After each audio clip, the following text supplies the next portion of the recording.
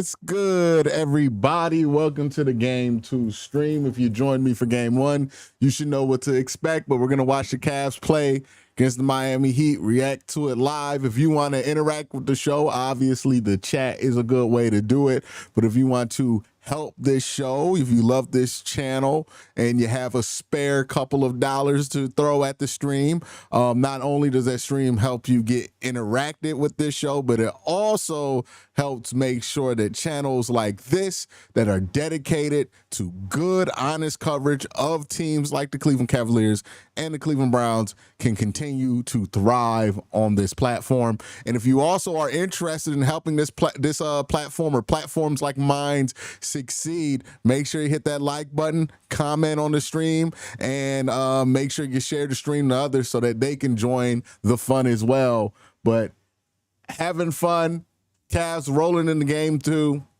coming off a performance where they basically got 30 from each of their main dribble drivers. Let's see how the Cavs adjust to how Miami attacks them. And I think what's going to be interesting to watch in this game is to see just how well Kenny Atkinson has these guys prepared for the flow of a series, right? That's the big difference we're hoping Kenny Atkinson brings compared to JB Bickerstaff, who is not very good at this kind of stuff. So I'm excited to see that. We're going to see the starting lineups. Davion Mitchell is in the starting lineup. That makes sense for Miami.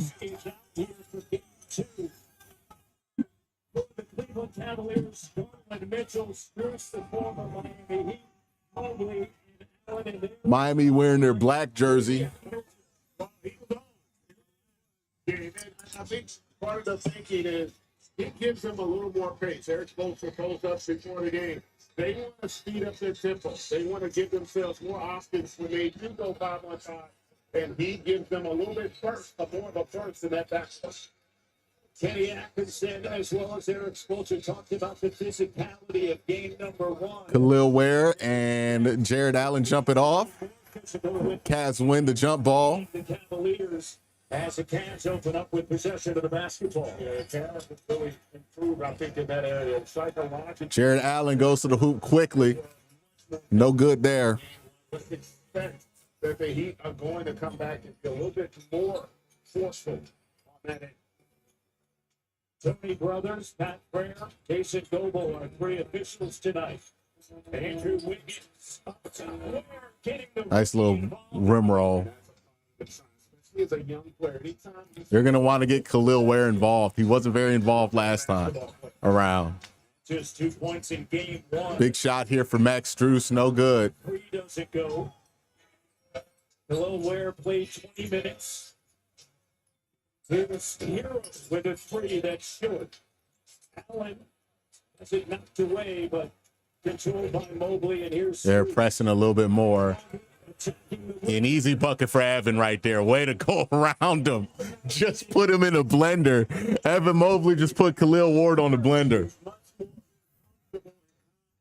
And attacking with the basketball. First time they're going to look to be more aggressive with their starting lineup with Davion out there. He's in his 4th year at a USC.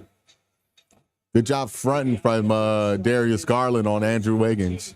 Oh, Tyler Herro gets some space there on Strus. Yeah, Tyler Herro got space on Strus.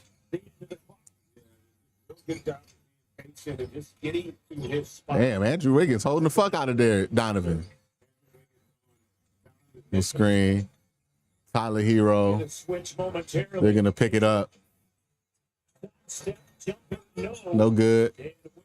So they attack Tyler Herro again. Cavs 1 of 4 to start. Davion Mitchell on the attack. Finds Adebayo. Garland's going to get. All right, so what looks like Miami's strategy is going to be is use Davion to be aggressive, get 2 feet into the paint, and then see how the Cavs defense folds to that inside pressure. So they're trying to get more rim pressure with Davion. And trying to see how the Cavs are going to go forward to it. It's going to be a good strategy for them early on. I'm just wondering if this is going to be a strategy that can work for 4 quarters. 76% free throw shooter. Rick Spoelstra talked about the physicality and said, "It's the world that we like to live in." They weren't in that world in game one, and it's somewhat understood. You talked about it, the fact that they We got 16 likes right now. Let's hit that like button, get it up to 70. to just get to this position. Not a lot of time in terms of turnaround before that first game. 3 high-intensity games in 6 days, and fourth quarter, Madison Hughes, Mobley. Good job. Oh, Mobley just should have went up. Got the lane, should have just went up. Yeah, it's a great job defensively. Nah, no timeout. Even though he's raw and had tremendous talent, him playing Ooh. allowed. There you go. There we go. There we go. Good dribble drive. Good possession there. The big guard motion. Good defense. Here's Wiggins, He makes it. corner, knocks it down. The Cavs, to your point, have a league best 8 players that shoot 36% or better from three-point range. They got the shooting, but comes up a little short. But it's a lot of That's us. shooting is because of the ability to pass it. They've got willing passes. They do a great job of spacing it, and Kenny Atkinson talked about it. You know, he came over some of the little tweaks, kind of allowed. Why does he think we back? More of that, kind of the top. Of What are you the talking field, about? Right, they're featuring him more on the perimeter. He's got more confident in it. That also helps their spacing, and boy, have they rewarded him with an incredible season this year. Miami out to a 10-5 start here. Davion Mitchell waiting on Jason Goebel. The Heat 4-5 to start. And pressure on the inbound. Cavaliers 2 of 6. Yeah, not the greatest night from the floor so far. Wiggins comes up to set the screen. They get a switch. Wiggins. Coach talked about him. Two-way player. That Bam? Not just his scoring, but their his ability to make plays. It's so important for you to be able to get 2 feet in the paint with the basketball to create Damn. and spaces. Strus. They're not calling that? And Ware with the Jared got his shorts pulled. Meyer shot a career high 35.7% from three. Drop coverage, round, Wiggins, top. And then Meyer keeps it alive for the Heat. Here's Herro. Davion Mitchell with it. Shot clock down to 7. Trying to attack Strus in the paint. Herro sidestep 3. There you go. Tyler's not shooting well at all. Damn. Tony Brothers with the whistle. Oh, Tony Brothers is on the fucking game? No, not Tony Brothers. That's one of those plays, though, where if it doesn't affect the play, oftentimes you don't want to have that. Not Tony Brothers, chat. All right. Speaking to Kenny Atkinson. What is going on? We look a little lackadaisical right now. Expected this from the Miami Heat. And the question was, how would his team respond? Yeah, but I said, look, my first year, Denzel Ward at the game. regular season, incredible team. You get after it on both ends. But if the postseason brings a different level of adversity, and so you get an opportunity to see it here. We get to speak. Yeah. And that is why you can't just attack Darius Garland, right? Everybody was like, let's just attack Garland. Well, that's why you can't just attack Darius Garland. You're going to do a great block by Allen. Hopefully that wakes him up a little bit. Devontae to Herro. Herro. Wiggins will take it away. Donovan Mitchell who tries to throw it off of the right foot of Wiggins. Yeah, hopefully that wakes him up. Timeout. 6:39 to go. With the denial here. Yeah, somebody. Great job of leading this transition. Who was that in chat said that? I want to give him credit. Buckeye says they said on the Cavs broadcast the Heat are 10-3 in game twos after losing game one under Coach Spo. So it's gonna be a good test. Yeah, I mean, Spo's gonna make some adjustments, right? Spo's gonna catch you off guard once this series with an adjustment. It's a question of how quick do you adjust to that, right? You can't expect Spo to not throw you anything when it comes to not throw you anything when it comes to those kind of things. He's gonna give you a curveball, so it'll be a nice test to see how they adjust. So far, I think the big issue with the Cavs has been that they came out kind of sluggish, right? Kind of like they felt like they won the game already. And Miami hit them in the mouth a little bit, right? Nothing they can't recover from. They're only down by like single-digit points, but not the start that you wanted. Didn't start shooting good. You compounded that with not taking a bunch of bad looks. So now I want to see them get into their half court, do what they do. No, you don't have to put Ty Jerome in. You just got to play your game right now. I think that's the key. Don't do anything out the ordinary that you wouldn't normally do, right? Just play your game. Don't let them get to you. If you panic and you put in Ty Jerome right now when you normally wouldn't put him in until what? Like right now is when DeAndre comes in, but you wouldn't put him in until that third or fourth shift, then you're caving to them already. You don't need to do that. You just need to give more effort on both sides of the ball.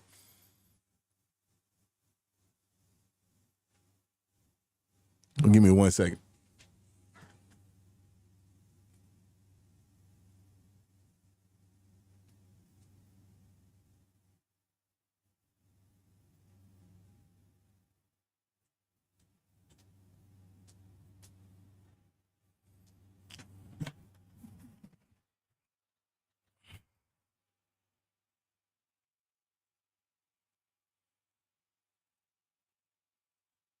Yeah, no need to panic.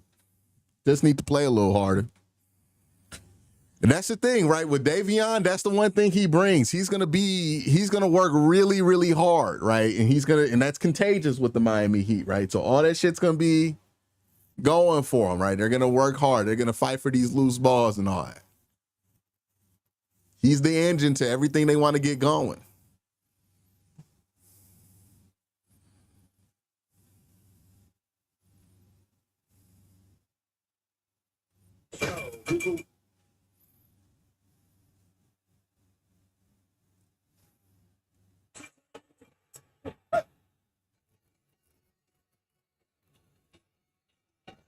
All right, welcome back to Cleveland, where Darius Garland and Donovan. My man got the full warm up on.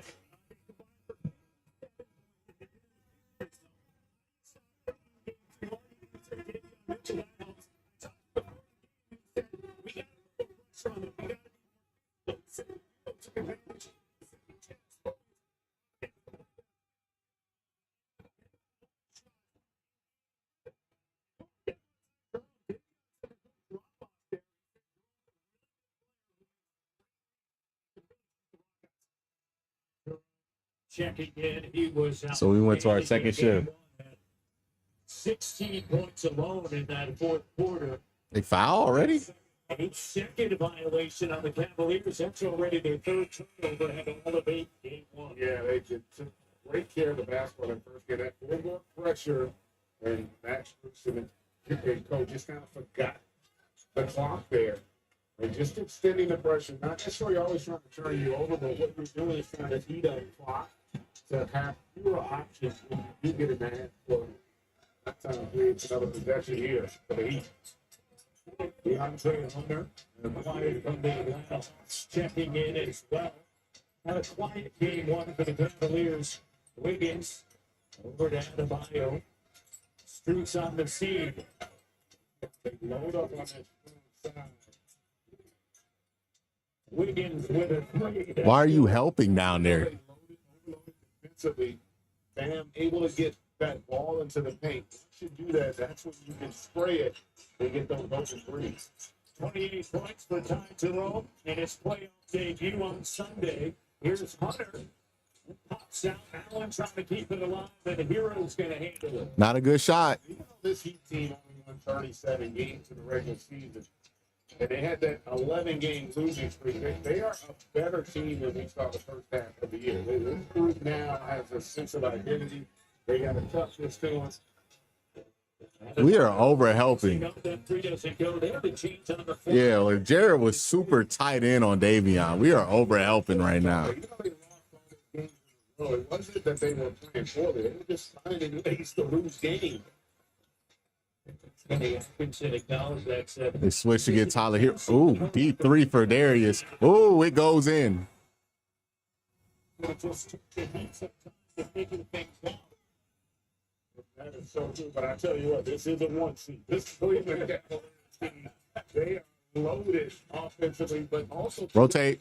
on the defensive side. Good defense. Good rebound. There we go. 64-18. In the regular season. Well, we are just attacking Tyler Herro every chance we get. Going to be charged to Herro. The ability to shoot even here, it's not bad defense. Hero's there, but it's so pure from beyond. Got it extremely well. We're putting in Sam Merrill, Evan Mobley. At 40%. Guess we're answering what Miami's doing because they took Davion out. Mobley, Garland, Jerome, Hunter, Good and time. Sam Merrill. Kicking in the Cavaliers. Garland. That's a tough shot. Oh, wow. Oh, wow. That's a tough shot. He's gotten so much more comfortable this year playing alongside. Off his back foot, one-legged, leaning backwards. Good defense. All right. Played late in game one and seen early action here.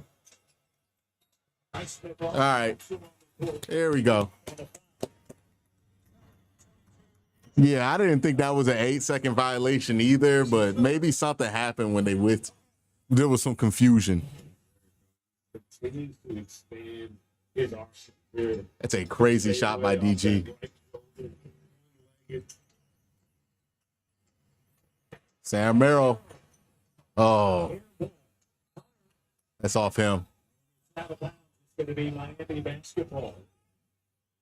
Would love DeAndre to have a good game so it doesn't become a thing during the long wait for game 3. Just get about 15 points so nobody's thinking about it. Couple of adjustments that you would expect from Eric Spoelstra after 2 days between games. You have Davey on the bench with the start. Larson getting in some early action here. Herro. Good strip by Sam Merrill. 3-on-1. Evan Mobley just Euro'd around him. I think all the Cavs points are either Evan Mobley or Darius Garland at this point.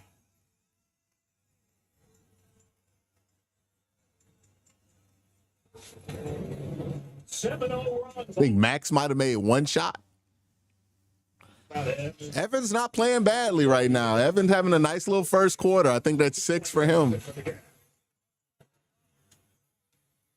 I don't think Hunter has to start pulling the trigger more. I just think they got to run him some more actions. I don't think they've been running him a lot of action. Every time he gets the ball, it's more like to get it to somebody else. Or they've been really playing him hard, you know, making sure that he doesn't get going.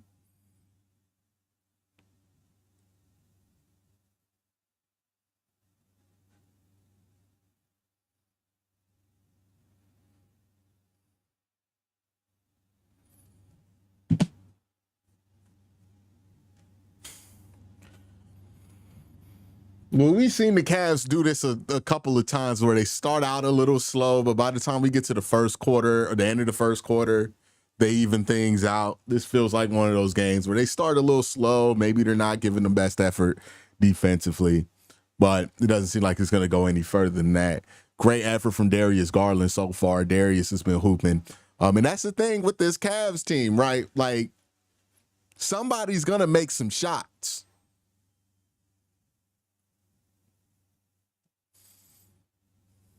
You know, that's going to be what it's going to be for sure. It doesn't have to even be Ty Jerome. You know, Donovan Mitchell could check back in and go off, right? Maybe we finally get some well, not finally. Let me not do that. Maybe we get DeAndre Hunter's introduction to this series here, right?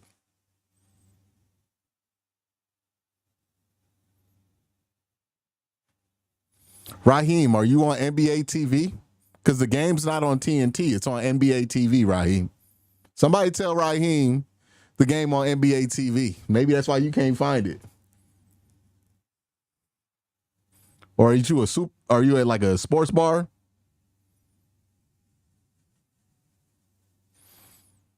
Yeah, if you at a sports bar, just tell them to turn that shit to NBA TV. They got it.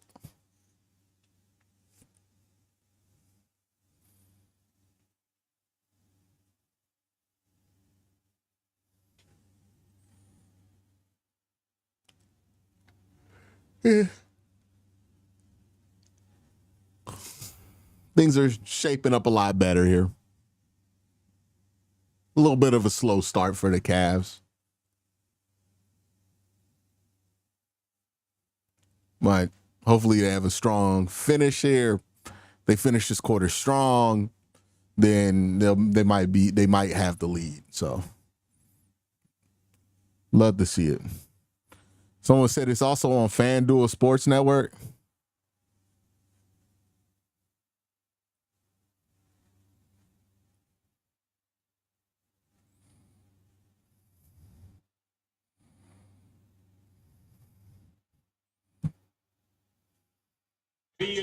They put the 1 seed on NBA TV every year in the first round, to be fair.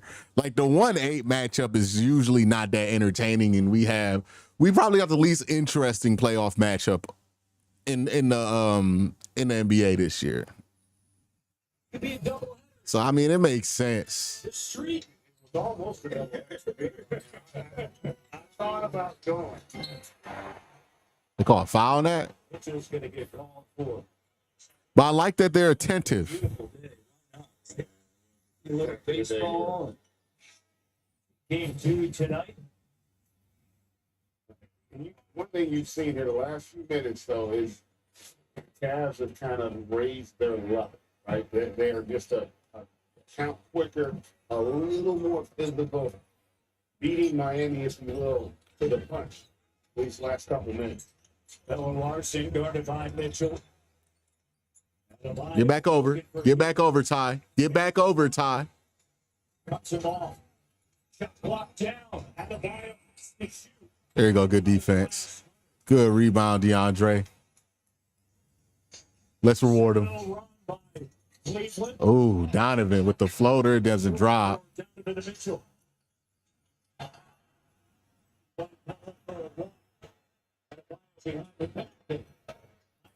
Hey, they got Bam on Donovan. Switch that. Switch that.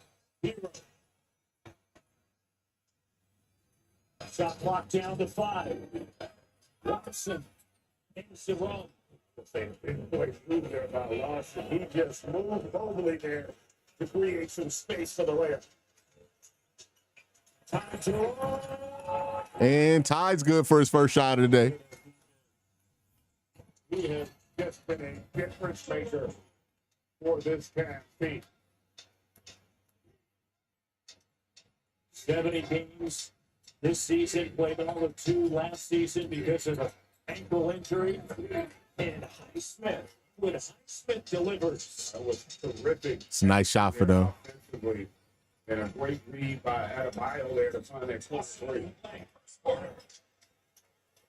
Jerome trying to get the ball. Good pass. Good pass. And one. Is that an and one?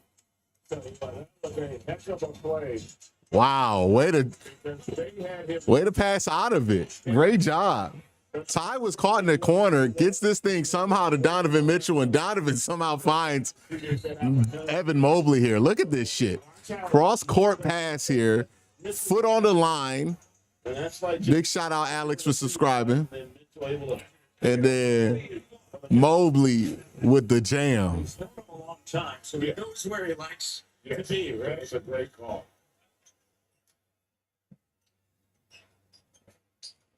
There you go. 32%. Mobley and Darius have really been carrying the load offensively for the Cavs so far. Davion Mitchell. Adebayo. Good pickup, DeAndre. Smith to Davion Mitchell. Two man. Rotate over. That's out of bounds. Great pressure. Great pressure. Great pressure. Sam Merrill's been holding up defensively really well. He's not somebody you can just attack. We got our first super chat from Ray Rags. $3 says Ty makes 1-3, and they said nope, trap him. Here comes Ty Jerome again. And one! Ty Jerome! He's still scorching hot. There's patience and honestly the confidence there by Ty Jerome. I heard people talking. I was listening to these Miami podcasts like, well, what are you going to do when a guy like Ty Jerome scores 30 points? And I was like, oh, they don't know about Ty. They think we're surprised when Ty go out there, put up 25, 28. Nah, Ty's per 36 is like 22 points, man. Like, we know what Ty can do. We know he's made for this. He is, and he's such a good fit for them. His skill set. And now the Cavs have a lead. Mitchell to Adebayo. And Bam gonna shoot threes. We take it. If that's gonna be the majority of Bam's shot chart, we'll take it. Mitchell. And there's a foul. Passed out. Davion Mitchell. That's going to be his second. That's another question with how aggressive Davion plays. Like how long is he gonna be able to stay out of foul trouble? You start going at him. Yeah, but Ray Rags, they said trap him immediately. Don't let him get going. 6-7 from the line on Sunday. There you go. When it's good, Cavs lead by 3. Trail by as many as 9. But maybe other Mitchell having a word with Tuna Fisher, Pat Frere, and Davion's going to have to check out, and Herro is in. This last minute is going to be important because Miami's had a solid quarter defensively, but you don't want to allow that momentum to continue to swing towards Cleveland here. This next possession is going to be big for them. All right. Mitchell gets the ball. The big trouble for Miami right now is that Tyler Herro and Bam Adebayo have not been a big part of their scoring diet. He missed a dunk. Watch behind you. Donovan's been missing a lot right now in his first. Larson over to Highsmith. Oh, he hesitated. Smith finds Herro. It's out by Donovan Mitchell. Smith with another. Yeah, it's been Highsmith. First quarter. That's an example of getting the ball up the court quick, because then you get cross matches, you get the defense just a little disjointed, which creates opportunity. You gonna let Ty shoot it? 5 seconds left here in the first quarter. Jerome. No. And the quarter comes to a close. All right. All right. Started off slow, came back, took back the lead. Like it. Like it. Cavaliers. Right now, the Cavs aren't getting much. We ain't getting much from Donovan Mitchell right now. He only has 2 points, I believe, off foul shots. Hasn't made a shot from the floor yet. But no, did he dunk? He dunked. My bad. He dunked. My bad. He dunked. So Donovan hasn't made like a jumper yet. It ain't going for him. Anything that's not a two-hand slam, he ain't made so far in this game. But you got Darius Garland going early in the fourth. You got Evan Mobley going, and you have Ty Jerome going. So you might not get a ton out of Mitchell today. This might be a 12-point Donovan Mitchell game, or a game where you really just don't see much out of Donovan Mitchell until the fourth quarter. But If you got those three going, you'll be fine. I think more importantly, Miami doesn't have their guys going either right now. Tyler Herro's not been putting buckets in. Same thing with Bam. He made a 3 earlier, but after that, not much from him either. Let me pull up the chart here.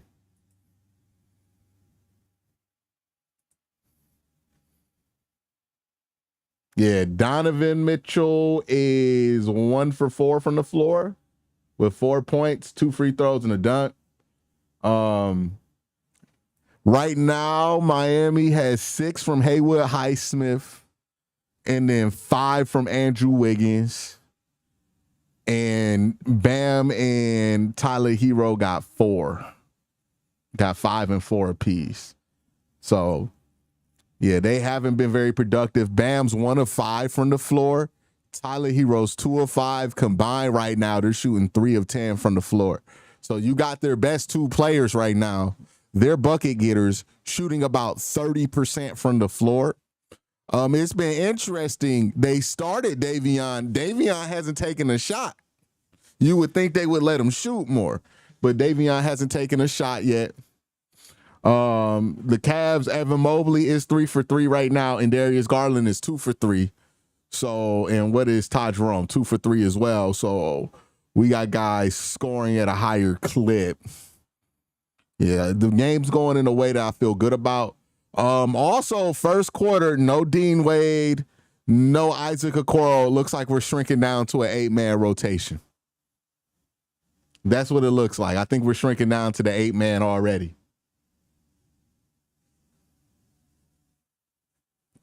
Yeah, because no Dean Wade minutes, no Isaac minutes. We'll see if we end up getting them in a second, but I think we might have shrinking down to our 8-man. Got another super chat from Ray Rags. Big shout out, Ray Rags. Ray Rags says, Ty scored 15 or more 22 times this year, and he's only of those 22 times, he has played 30-plus minutes, 3 of those games. People weren't watching them all year. Yeah, if people are surprised by what Ty Jerome is doing, they just are telling us how little they watch the Cavs this year, because Ty Jerome has been one of the main storylines for the Cleveland Cavaliers and one of the main topics of discussion here. And it was fun to listen to people still. Like, I thought everybody knew at this point, right? All the national TV games, Ty don't hoop thing, he in 6-man of the year consideration. And then, I was listening to some people, some Heat podcasts. I think one guy was like, Ty's not going to score 30 again. Are you sure? And then obviously we have to play well and do things with intention on both ends. Offensively, how did you like the spacing compared to game 1? The pace or spacing? Spacing. Spacing was a little bit better. Our turnovers, we had to be strong with it, but that is a credit to their activity. Thank you. Good. I think. Good defense, DeAndre. 5-1. Can't see the lead. Good defense. Good defense. The one thing this Cavs team has done and improved defensively is they are so much better in their one-on-one matchups, right?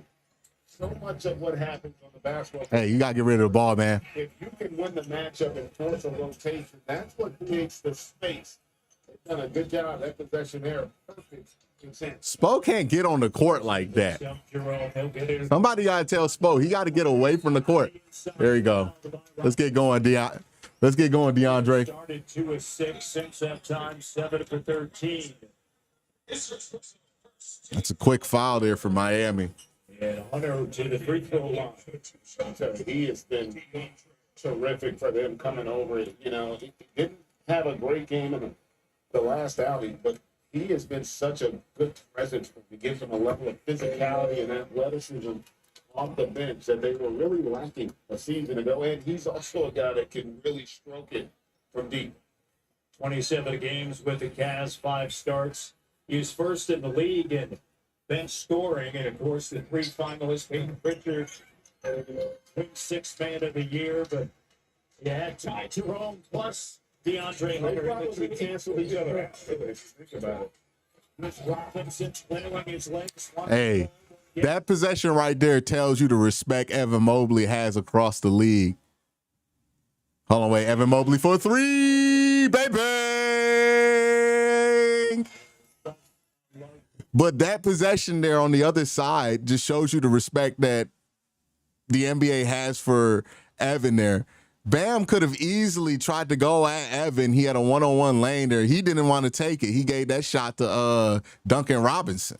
And again, another opportunity for him to take on Evan Mobley one-on-one. He passes that up to the perimeter. He wants nothing to do with that. Before he even had his feet set. Brooklyn 5.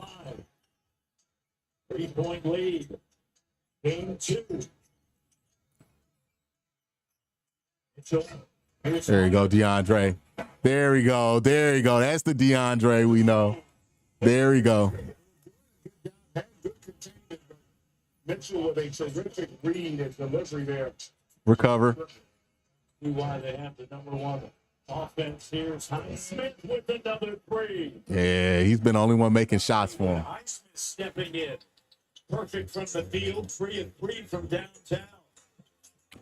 Ain't gonna last. Hunter again. There it is, DeAndre. Yeah. There it is. There it is. Close out. But Hunter does not need a lot of room. Dial it up. Oh, good play, Sam. Behind you. Oh, Sam said, fuck it. Oh! Oh! Oh! Oh! Call timeout! Call timeout! Call timeout! Oh! What? What? Yo! Yo! Step right into it. Get it down. Gas this crowd. Rocking. Here, boys. Hey.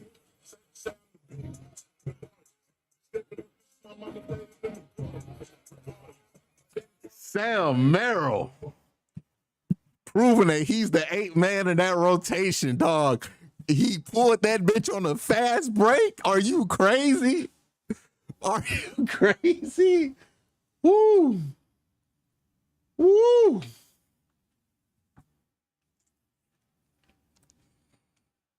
All right, we feel good. The vibes are great right now, ain't they? Only thing biting us in the ass right now is Haywood Highsmith is making shots. He got 9 on this. 3 for 3 from 3. I imagine that's not going to continue. But you look at Miami, they're not getting anything from their best players right now. Bam's still 1 of 5. Wiggins 2 of 5 now, shooting 40%. Tyler Herro 2 of 5 from the floor. They're really leaning on a lot of Haywood Highsmith right now.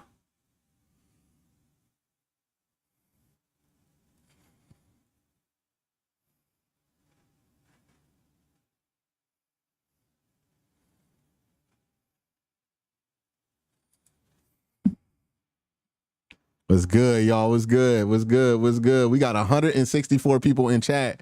I'm going to refresh this page, but we better be at 100 likes. Y'all doing me wrong. We only have 54 likes. If you're in chat right now, hit that like button right now, man. Hit that like button. If you want to help support the show, support channels like this that do in-depth coverage of the Cavs. I do the Browns coverage on my other channel. Super chats are a huge way of helping make sure that coverage like this can not just exist but thrive in the independent media market. But if you don't want to do a super chat, don't mind. You ain't got to do it. Hit the like button. That's free, right? You want to hit that like button? Go ahead, hit that like button, y'all. Yeah, man, that was the ultimate Sam Merrill, because he got that steal and he said, I'm shooting it. I'm shooting it. We almost at 200 in the chat, y'all. Let's keep this going. Let's keep this going. I'm the biggest, the largest.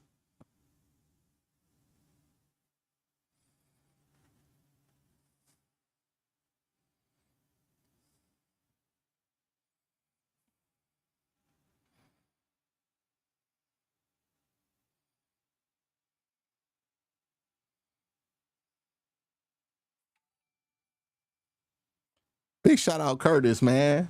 Thank you for joining me on the Cavs channel. I know you from the Browns channel, Curtis. Fortunately, it's not snowing outside. It is inside. Actually, it's just raining freeze. It's definitely been raining. Most teams really shot it. 13 made threes combined here in this first half, and we still got 9 minutes to go. Wiggins. Maybe on the Mitchell. The turns doesn't go. That's not gonna go. They're gonna force up bad shots. With the rebound. DeAndre Hunter on Andrew Wiggins. Miami led by 9, 16-7. Evan Mobley for 3. Oh, we got the rebound. Ray Rags with another super chat. Can we get a shout out to the Hawks real quick for letting us have Hunter for a Subway sandwich and a bag of chips? Who's the Subway sandwich and who's the bag of chips? Is George Niang the bag of chips and is Karras the Subway sandwich? The ball has a lot to do with that. It is a major challenge. Atkinson said, Ben can guard you inside and out. Usually Mobley has the advantage on his defender in one of those areas. Atkinson said he wanted to see Mobley push the ball in transition tonight. We've already seen it a couple of times where that's happened. He wanted him to be more aggressive and look at Mobley. They ain't letting Bam get shit. No question. Started 4-4 from the field, 10 points, now 4-5. It's so hard right now for Miami to get a shot up. 3 minutes. The Cavs are making it so difficult. Struggling to create good looks in the half court. Another super chat from Soul Train. I'm going to get to it right after this possession. DeAndre gets it to Ty. Ty back around. Round the horn to Sam. Bang, bang, Sam Merrill. Bang, bang.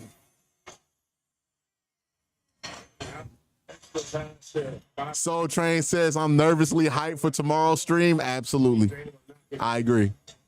The things you mentioned earlier, just the willingness. Is that a, It really changed. who's that a foul on us? It does, and Fitz Atkinson referenced that in our pregame. He talked about the willingness of his best player to trust his teammates. That's an opportunity where Donovan Mitchell could have absolutely shot it. It would have been a good shot, but that extra pass. And Sam Merrill feeling it today. those guys coming off their bench to have this offense and knowing that you trust them to take and make big shots. Tonight picks up his first. Bruce, along with Allen, Mitchell, Dean Wade checking in. Victor Poro. Avion attacking with the left strong kick. That's his first take of the day. I thought he would go be more aggressive. Great job with his leverage and not allowing Garrett Allen to get a contest. Somebody come to the ball. Screen for him. Might be a 12-point day for Donovan. Might not matter.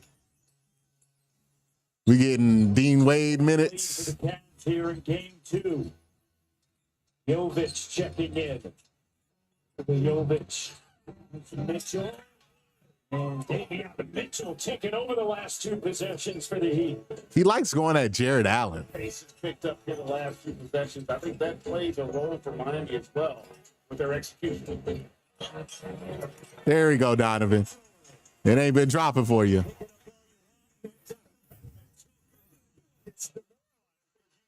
You feel like you're starting to do something, and they come down and hit a 3, and they have been so explosive. Oh, way to dive for it. Was that Isaac that dove for it? There's been an issue here in the second quarter for the Miami Heat. Strus turns the corner, working with it. Okay, Jarrett, way to get downhill. All right, we're running our offense pretty smooth here. They are very connected. Robinson, too strong. That's been the easiest shot they've had all night. Strus for 3. Bang, bang. Oh, boy. Oh, boy. Oh, let it rain. Let it rain. Oh. Woo. It's been a minute since we seen a Cavalanche for real. Like this is a Cavalanche. You Miami, you went to go take a piss break. You came back. How are we down 16? And the thing that's going to drive you crazy, it's been Max Strus and Sam Merrill. This is why the Cavs are the 1 seed. It can be anybody, dog. Anybody. And here's the other part about the Cavs' dominance here. We've played primarily 8 people, right? Dean Wade and Isaac Okoro just checked in. Evan Mobley, defensive juggernaut. Jared Allen, defensive juggernaut. Donovan Mitchell, underrated defender. Max Strus, underrated defender. DeAndre Hunter, really good defender. Ty Jerome, underrated defender. Sam Merrill, underrated defender. Our worst defender is legit Darius Garland. Darius Garland is not a bad defender for a guy his size. Like, so not only are these guys capable of putting up and lighting you up from downtown, but they are also really, really capable defenders. Like on one end, you're seeing with Miami, they're having a hard time getting anything off right now, especially when the Cavs had their main rotation in. So it makes scoring difficult for them. And then on the other end, the Cavs can shoot 60% from 3 for a quarter and just absolutely run away from you. Y'all said them white boys is wildin'. Wow. Y'all are wildin'. Y'all done lost your mind. Y'all done lost your mind. Oh, man. But seriously, that's what they bring to the table. They blink. You blink. Like they could not score. Scoring got really difficult. They couldn't get any looks. Bam was afraid of Evan, because those were the only looks they were going to get was Bam attacking Evan. He didn't want that smoke. So once that was the case, and it's like, you're just going to pass the shot on the perimeter. Oh, we got that clamped up. And if you want to attack Evan, okay, let's see how that goes.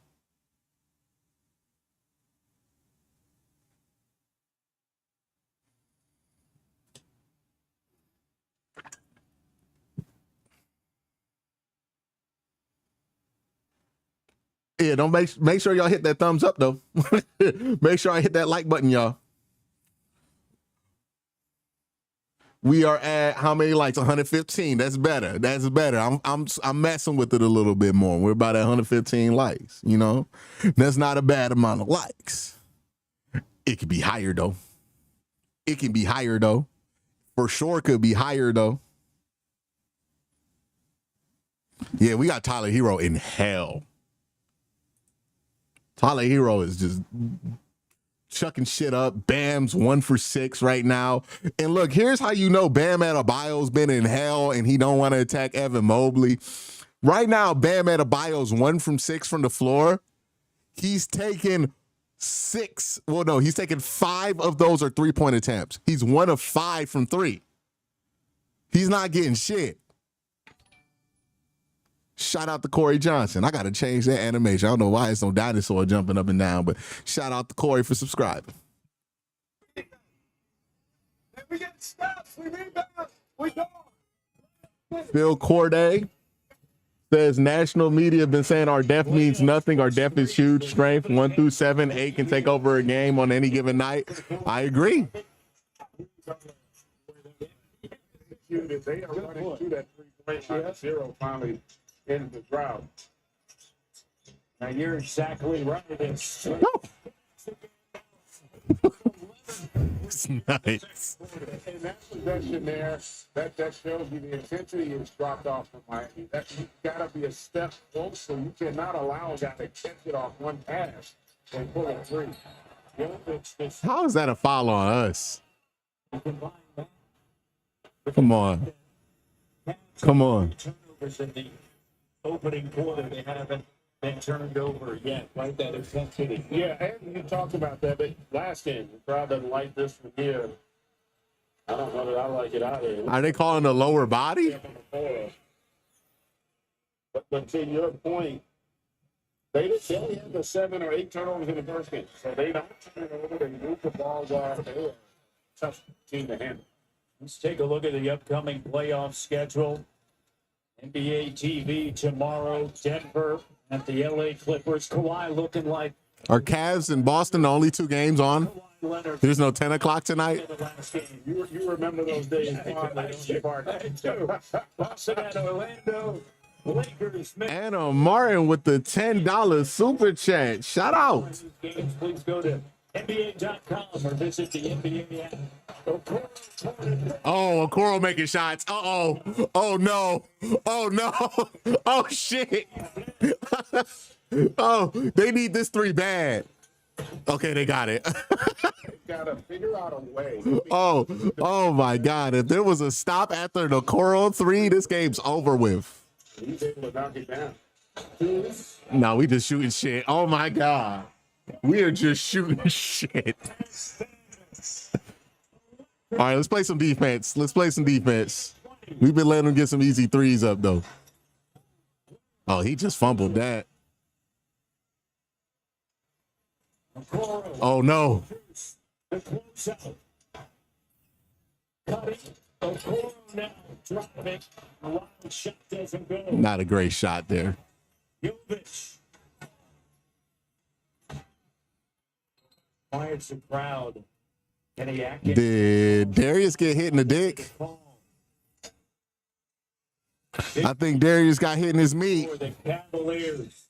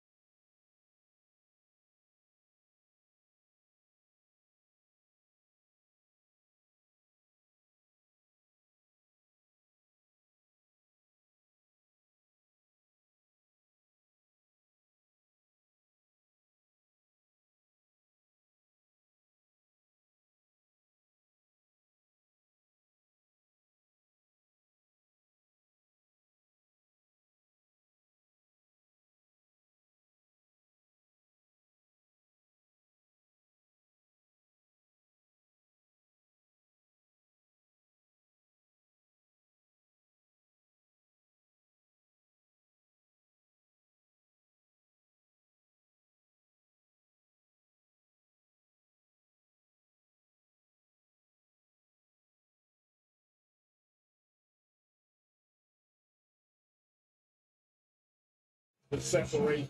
13 made threes in his first half. How about 8 different guys that made a three? That's incredible. There are times you may not play 8 guys in a half, much less have 8 knocks down a three. And Max Strus has been at the head 10 of 13 from three. against his own team. And a season ago, that was an issue for the Cavs in the postseason through the first 2 rounds. There you go. Good shit. Let's get back on defense. I think after this series, we got to retire playing Dean Wade and Isaac Okoro together because, like, this lineup's not even good defensively. Seasons ago. That has really also changed here. Where he'll launch it. My goodness. Okoro with a rebound. Okoro, swing the fucking ball. Kenny Atkinson tore Okoro, up. swing the goddamn ball. Like the depth of this roster can wear down to Miami. He's played 10. Here's Garland creating. Long two. Bang, bang. Oh. Man, they're just having fun now. Just crafty, create the separation for the triple. 63-44. Miami The responds. defense and the turnover. All right, let's break them. Let's break them. It's the time. Pressure defensively has been turned up. There we go. Combine that with the offense. I'm not happy just being up 20. A good job of moving the ball, spacing the floor. Nah. When it does break down, they've got guys that can go out and create with it. Mitchell and obviously Garland. Come to mind. Uh-oh. Oh, that looked good. Herro handling the rebound. Herro now. The defense. Down to Adebayo, shovels it back over to Herro. Herro over after the frame. Okay. He likes getting Jared Allen. Tyler likes getting Jared Allen. you're Miami to try to cut into that lead. You've got to be able to do a better job at the point of attack defensively if you want to. Garland able to get all the way to the rim. The teardrop. And Toro commits the foul. Coming up at halftime, we'll send you back to our NBA TV studio for the American Express halftime report with Chris Miles, Carlos Boozer, and Quentin Richardson. That's coming up at halftime. That's really unfortunate that y'all can't. To talk about. They don't make sure. They don't do the thing where like they put on the Cavs game on like a local affiliate because it's on NBA TV Mitchell in Cleveland. for the Cavs. 2:05 to go, first half. Oh, good little step. Tyler's gotten going in the second quarter. Feels like you're down 30 and 16 is not a small deficit, but you're still in this game if you're Miami. Getting a stop there. Herro. Yes. No. There you go. Mitchell on the scene. Big rebound there, Donovan. 65-49. Here we go.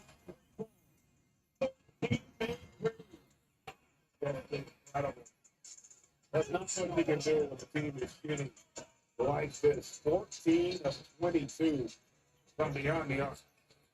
10 at play, 9 have scored for the Cavaliers. Wiggins. Second chance opportunity. Jovic in and out. Mobley. Good secure. Hunter. Number one. He Travel. Crowd not happy. There are a lot of contact that look like a initial. That's crazy. That's crazy. They can't believe they don't get a foul call there.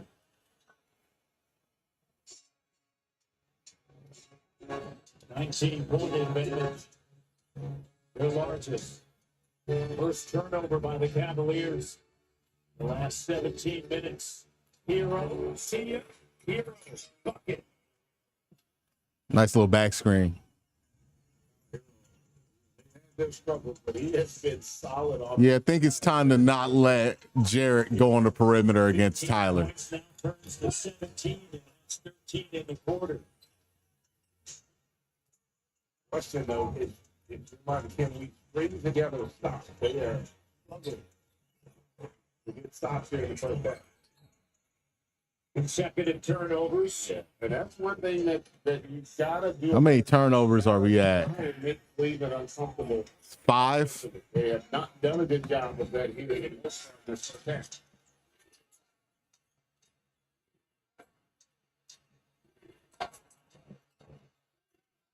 Wiggins at 3. Nah, it's not gonna drop. Mobley with another board. Yeah.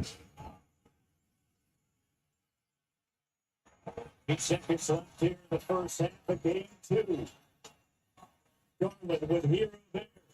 The deep three. Oh my God! If he would have made that. Down to the Cavaliers lead by 17 with 14 All right, so a good first half from the Cavs. Obviously, the three balls dropping at an incredible rate. We got 61% from three, 70 points. And look, this is what makes the Cavs way different this year than in previous years.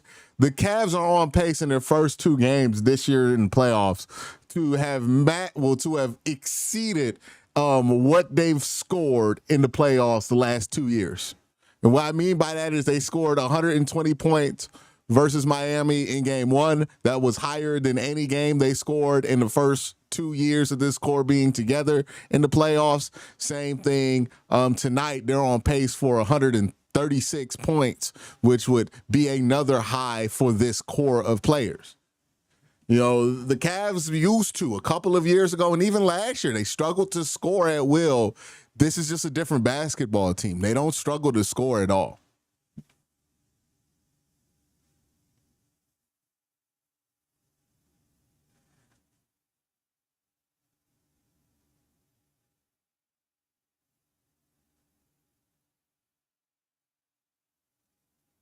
Yeah, this is as good as the first half as you could get here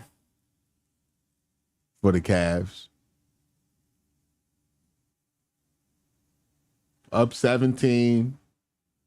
Tyler Herro did get going, though. Like, that's the one thing you did allow in the second quarter when you had like Dean Wade and Jared Allen out there.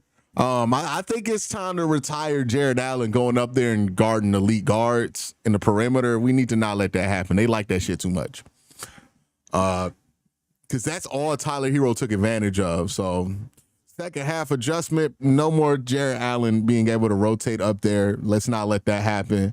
And let's kill. Well, we're up right now a ton, so we don't have to. But I would appreciate if we kill these Dean Wade, Isaac Okoro minutes, in meaningful parts of the basketball game because it's just not useful right now. Not in this series. Yeah, you did let Tyler get going. He's 7 of 11 right now for 17. Hey, I don't know what's going on with Bam for Miami because Bam has not been aggressive. I expect that to be the change that they come out of halftime with. Is they're gonna let Bam be more aggressive. Right now, Bam's 1 of 7. He's taken 5 shots from 3 of those 7. So what? 2 shots from the floor within the paint. Like, let me look at Bam's shot chart right now. Let's look at Bam Adebayo. All quarters. Yeah, Bam has taken 1 shot in the paint, 2 shots in the paint. That's not good for them.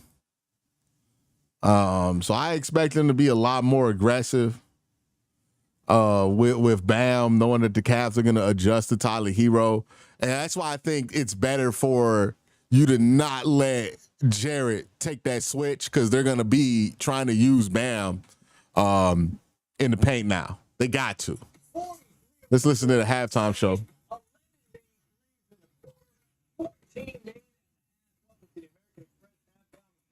That's Carlos Boozer, Quinn Richardson.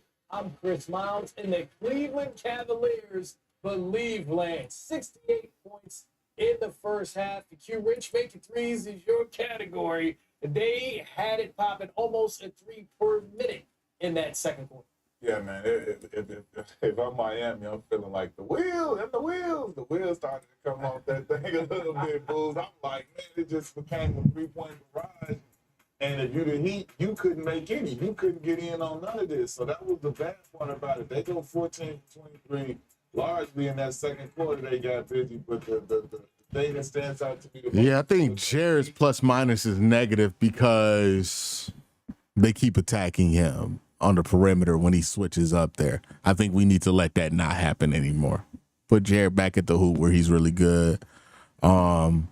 Darius is a part of that pick and roll exchange, which is also why it's the plus minus is there. But yeah, you're not going to tell me the plus minus is means that Dean Wade and Isaac Okoro better have on the floor than Darius Garland and fucking Jared Allen. Like, you're tripping if that's the case. About a pregame. Get your big fellas the ball early and often. Obviously, the defense will be focused on their guards. Mobley was receptive to it. See right here, Trey just takes one, 2 dribbles, good bump, gets his feet together, got it, bang, bang. Love plays like that. You see him here, just in the right place, right time. The ball just comes right to him. But we can handle Chris. Brings it up the court, no over. Bang, bang. Down the middle, do all the work right here. Draw through the fingers, get through the fingers, gets to his spots, knocks down a 3. Mobley's just in his bag. He's in his presence. He's playing off his teammates really well. He's ready for this game. And to be honest with you, Cleveland just looks like the better team. Well, wow, what a take. The 1 seed's the better team in the 1-8 matchup. threes with the bench, 23 points, and it's not just one guy. It's 5 committees. Sam Merrill hitting threes, Ty Jerome. Nah, these Isaac and Dean minutes need to go, bro. I like the fake snow that they dropped. Because, like, right now, it's like, let them live, let them play out there. But, like, when this shit gets serious and Dean Wade and Isaac Okoro on the floor, you're going to be pissed. Nah. There's certain weaknesses that we have that we let slide in the regular season because it works most of the time. But it just ain't time for that, you know? And I don't want to find out when we got to find out and it costs you a game versus a better team. Let's find that out later. Let's not find it out. Let's just make the adjustment because it's obvious. Give you that. This is the NBA. A 17-point lead is not insurmountable. And when you look at the Miami Heat, Tyler Herro, 17 points in the first half. What is Dean Wade doing that DeAndre Hunter cannot do? You think DeAndre Hunter couldn't get that steal? Play defense on Bam? Like, again, there's no reason for Dean to be in the game. Wiggins to be aggressive that way. You want all these. Like, it's not even being disrespectful to Dean Wade or Isaac Okoro. There's going to come a time where we're going to have to give Dean Wade minutes, probably during Boston series, right? But right now, Sam has the hotter hand. Sam's been a better defender. DeAndre's been a hotter man. He's a better defender. Why put those guys off the floor so you can put Isaac and Dean in? Even if they're not playing poorly, they just aren't the best options for those minutes. Like, that's what I'm saying. Like, yeah, they haven't been bad. Isaac made the 1-3 he shot. Good on Isaac, but let's be real here. I'd rather see that Isaac minute be a Sam Merrill minute when Sam Merrill's 2 or 3 from 3. And Sam Merrill has like 2 steals. I'm not big into playing Dean in this series because it just doesn't seem like he has a place in this series. It seems like Sam Merrill makes more sense to have out there.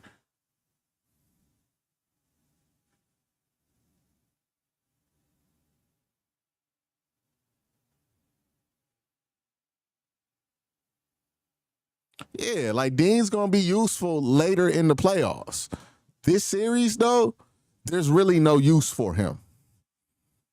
That's all I'm saying, because they don't have a backup big to really throw at you that scares you. Out what? They got Bam Adebayo, and then they have Khalil Ware. And what we really like, we sweating Jovic, Nikola Jovic. Like, there's no reason for Dean to be out there. You can run the 3 big rotations, just have DeAndre Hunter be a de facto big here. Yeah, so you're not worried about Sam on these switches. And when you have Sam and DeAndre out there, you're running the 1 big lineup. And when Jared's out there, the issue is that they're bringing him up on the pick and roll, isolating him, and then having Tyler Herro get a one-on-one shot versus him. Just don't bring him up and then keep him back because we think we can rotate because Dean out there. We can't. We just got to kick that back.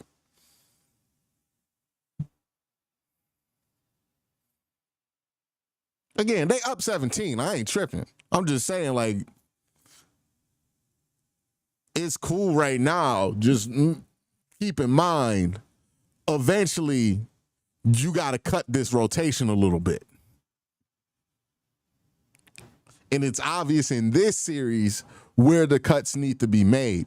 And maybe they're going to run with 10 at home and 8 on the road, but I've seen this lineup not be that successful today.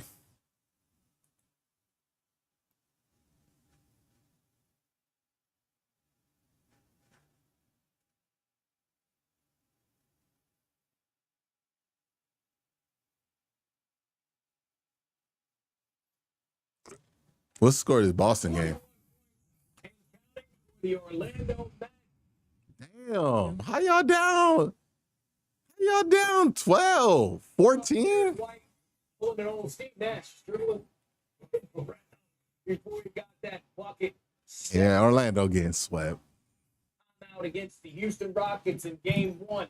Game 2 coming up at 9:30 on TNT. And for the Rockets, they scored a season-low 85 points in that Game 1. So the most important factor for them offensively to make sure that they get to, let's say, the 100-point mark is They got to shoot the ball well. Like I said, they just packing it in the paint right now. They don't. We get Golden State, Houston game 2. Be able to get the ball and shoot the ball from beyond the arc and make some shots. I mean, I get the argument y'all saying, like, oh, maybe they just want Isaac and Dean to get acclimated in a playoff setting. But they should be able to do that. Like, Dean's played in the playoffs before. Isaac's played in the playoffs before. I don't see why you got to get them acclimated. These aren't rookies. These are guys who've been in the playoffs multiple times. Both the times the Cavs have gotten to the playoffs, they were here. So I don't know why they need to be acclimated. They should be professionals, be ready to be used when it's time to be used. That's part of being a NBA player, a rotation guy in the playoffs. You got to stay fresh because you never know when the series is going to call your name. I don't think they should be doing stuff to make sure that, let's make sure they're involved. Like, not really like loving that if that's the ideal behind it. And again, it's a minor complaint. They're up 17. It's just, keep in mind, at some point we're going to have to cut this rotation down. And it's obvious right now who the two need to be cut right now.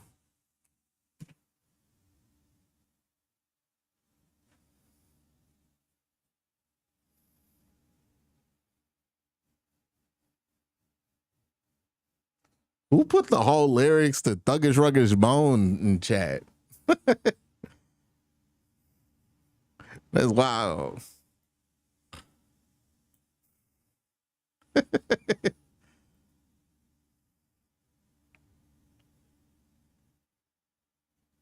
I don't think you're going to have to call on Isaac Okoro and Dean Wade when it matters the most. Like, I don't think a series is going to come down to Dean Wade and Isaac Okoro, and if it does, we're in trouble.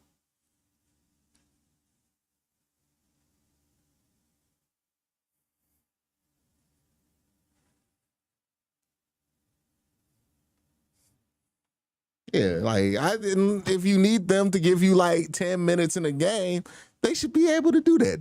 They're professionals, I trust them. But this is just not a series where I find them to be very useful. And who knows? Maybe in the third quarter they'll be more useful. We'll see. $1 into an epic win is in your hand. Bet, parlay it, boost it. I'm gonna say Dean is the Celtics kryptonite. That'd be the most hilarious thing. Now, if Dean Wade got 30 points against the Celtics, I'd be shocked. That would be the most hilarious day of all time. Dean Wade getting 30, and we got to hear fucking Boston fans be like, fucking Dean Wade. It's an awful Boston accent. So next, we drafted Travis Hunter tomorrow? I think so.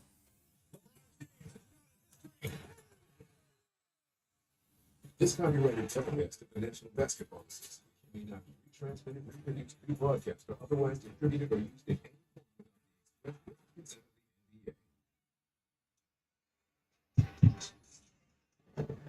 You are watching the 2025 NBA playoffs presented by Google with first round coverage on NBA TV presented by AT&T as we get set for the start of the second half. Matt Edwin alongside Greg Anthony. 17-point lead, and we saw an NBA playoff record number of threes in that second quarter. Oh. Nice. That was a record. Give it up for the Cavs, y'all. Clap it up. Clap it up for the Cavs, y'all.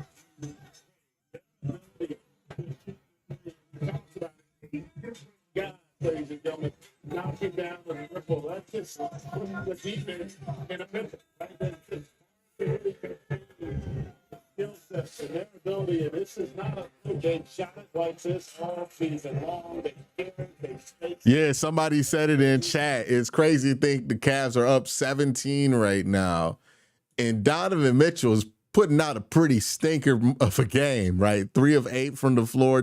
It's not a stinker. This is not a great one. Shots are threes, second in percentage. So it's Miami's blow that down. I think it's going to start with their offense. And believe it or not, they've got to speed up their offense. They've got to get into it quicker and get more opportunity. Yeah, they're going at the hoop a little bit more. I thought they had a lot of rush possessions where they didn't have great spacing or passing, and that allowed that onslaught to start for the Cavs. Wiggins, 2 of 8 in that first half, opens up with a bucket for the Heat. Oh, good pass to Darius. Bang, bang. Oh, good rebound. For the Cavs. Garland in the paint. Second chance opportunity. Mobley working against Herro. Got it. Nice little floater. But again, you Great hustle right there on that possession. put you on the And way to stay in it. Evan got like 2 rebounds. pass it, space it so well. Let's see if they finally start attacking us with Bam. Nah, they're being passive. +6 on the glass. The Cavaliers. Herro. Yeah, Herro got Jared Allen timed up. Enough right now. They need to just stay connected. Just in that range where they still feel like they got a chance. Maybe out of Mitchell. Guarding shoots here. Mobley with a 3. Allen offensive rebound. Allen fouled by Ware. Way to force it. With the bill.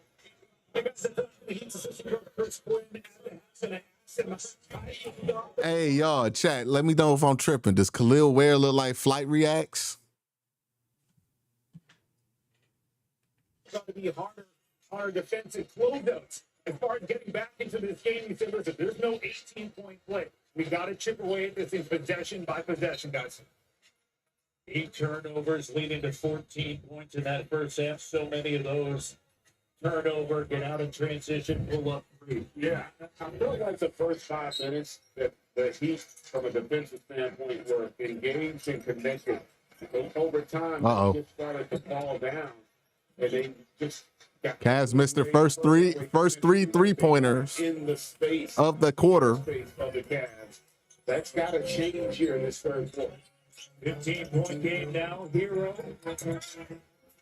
That's the mark as Allen comes away with a rebound. Donovan and Mitchell. Ooh.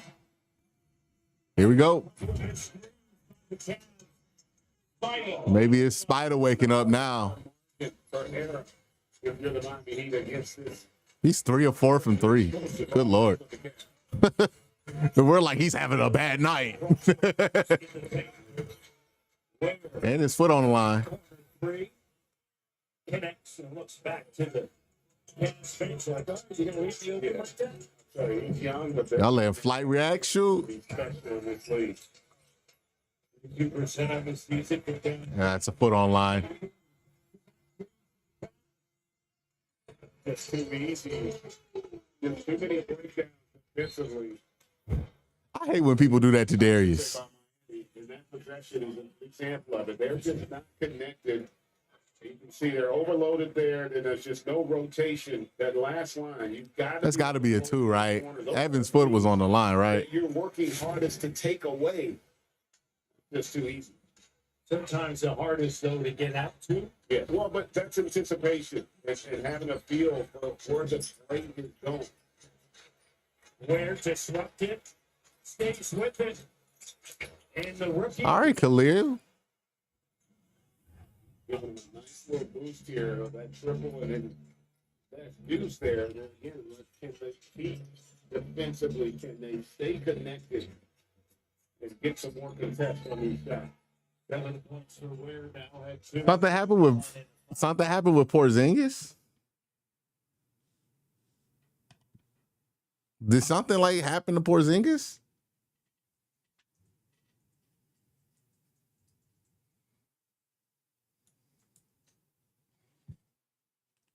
Maybe his second. Garland heads to the line for the first time.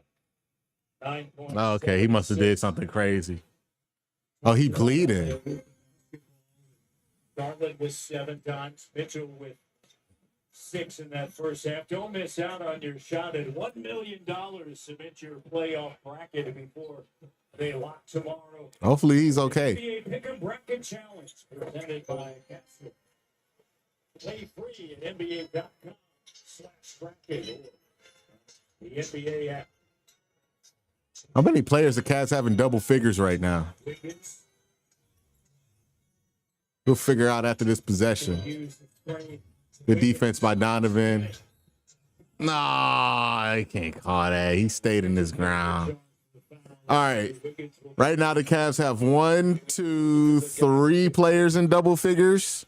Darius has 9. DeAndre has 8. So they have 5 in range of double figures. Something there. This is something else they got to try to do. Only 4 free throw attempts. 19 points in the 17 games with the Miami Heat had just 14 in game 1. Former Cavs legend Andrew Wiggins. Beginning of the third quarter.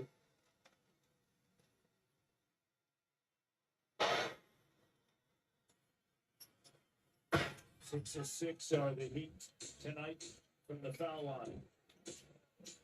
17-point game. Strus.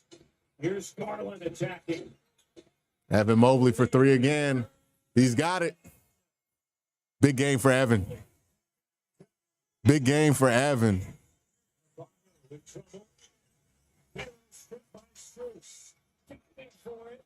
And the Fire finds Wiggins. Cavs recover. Nah. Bruce came up limping there. He made a great effort. Strus okay? Steal, but he tweaked his ankle. That's a huge triple there by Herro. 81-65. Hopefully Strus is cool. All right. Where's Kevin Love? Kevin Love is not about to play in this series. Kevin Love is on Tristan Thompson duty. I forgot they got Terry Rozier. They played Alex Burke last night, and Kyle Anderson hasn't put him in yet. Evan has been, Evan got to have like 16 right now, right? Yeah, Evan got 18. So right now the Cavs have 4 players in double figures. DeAndre Hunter, who has not played yet this half, is at 8. So a lot of players in double figures right now. 18. Evan's the high man right now with 18 and 5.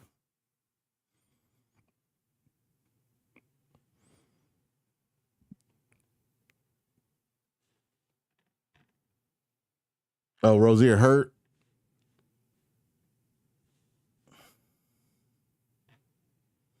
Oh, Love is out for personal reasons.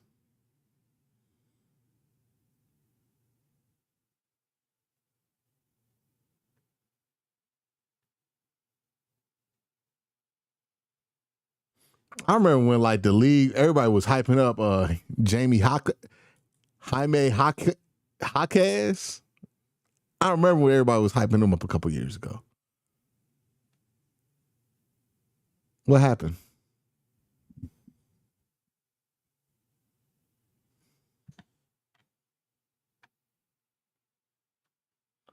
Yeah, the Cavs made history. Most threes made in the playoffs in the second quarter.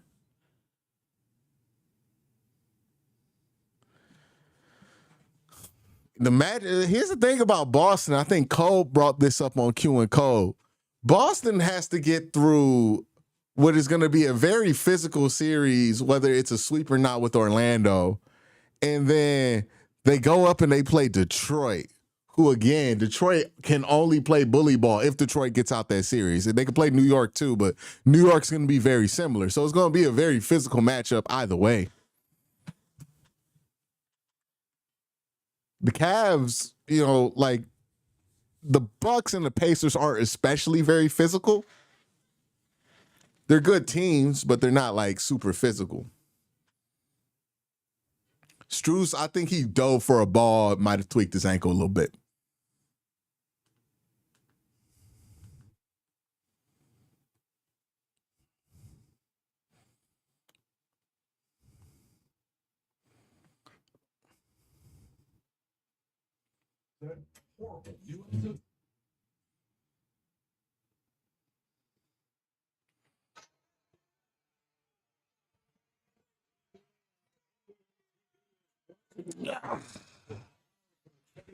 Hey. Best enjoyed together. Please drink responsibly. 81-65. Evan Mobley, 10 of his 18 here in the quarter already is doubled up. Got a super chat from Ray Rag, says they hype players if you play for the Lakers, Celtics, and the Heat. Yeah. I remember people were like, we should trade Darius Garland for Hawkheads. I'm like, what the fuck? Donovan must have thought he was going to get a foul. Deflection and then late clock situation for Donovan Mitchell. And he gets a stop. Did we take Strus out? Nah, Strus still out there. 7:36 left here, third quarter action. Who's at the bio? Herro, stutter step in the paint. No place to go. Wiggins down. Boy, just handed him a grenade. Defense. They have been terrific at not allowing you to get to the interior. Great effort there. Jump ball. All right. If you watch Good effort. defensively, if you notice, Miami is on the perimeter. The ball is not getting into the teeth of their defense. Never Bloom says, did I see Dwayne Wade talking about the Cavs? I did, and I'm going to do a video about that, probably coming out tomorrow. Stay subscribed. Wiggins. Woo. Wiggins got ups. That's the one thing about Wig. No. That late ass call. Listen, there's a ton of times left in this game that you got to figure out a way to get Bam going if you're the Heat. Just another 6, as you mentioned, there's 5 threes.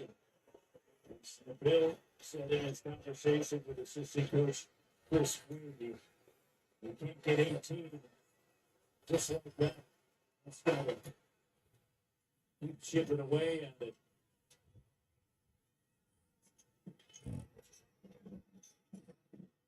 And the bio struggling. They've done a good job keeping him on the perimeter. And 24 in the first game, 22 shots. Successful trip to the line. 14-point game. And there's 7 minutes left in the third of game 2. Cavs lead the series. Game. Oh, I thought he almost got the 4 Is fouled by Adebayo. on the 3-point line. Give him the tech. Give him the tech.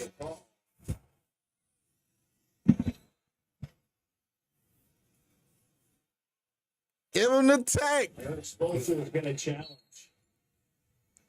Yeah, challenge this. Let's see if they got a point. They do not challenge many calls. They might win that. 10, Do we got a closer angle? 18 times during the regular season did they challenge the call. Yeah, they might got a point there. Here in game 2. No, I was just bullshitting with the tech. I knew they weren't going to give him no tech.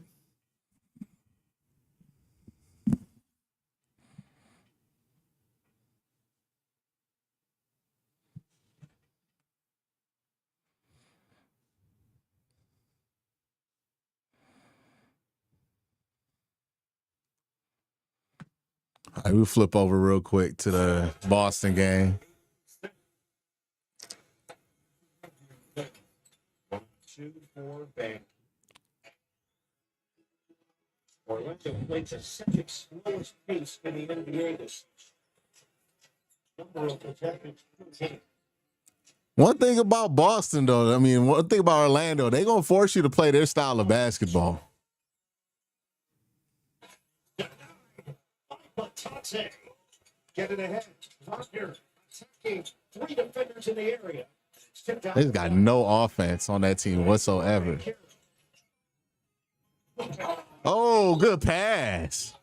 Got a super from Ray Rags. Oh, on the record, they broke was crazy second quarter the Cavs had against the Hawks in 2016, where JR went off for 20 in the first half, 6 of 10 from 3.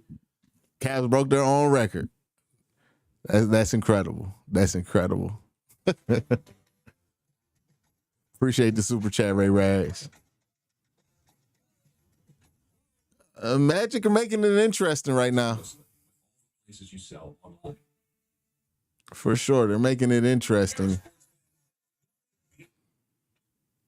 They have brought that lead back into single digits.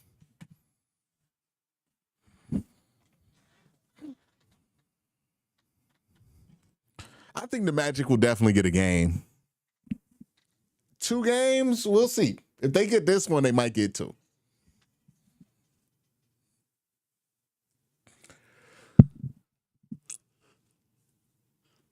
Right now, we're fighting this weird proxy war with Boston.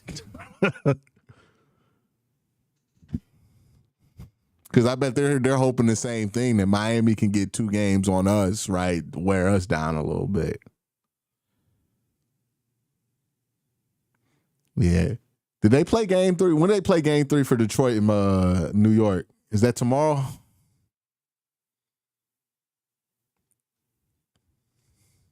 Because I think New York's in trouble.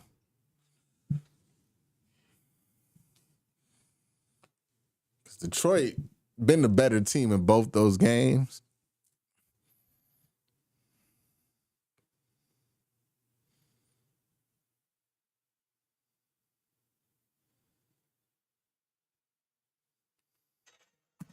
They're still challenging it.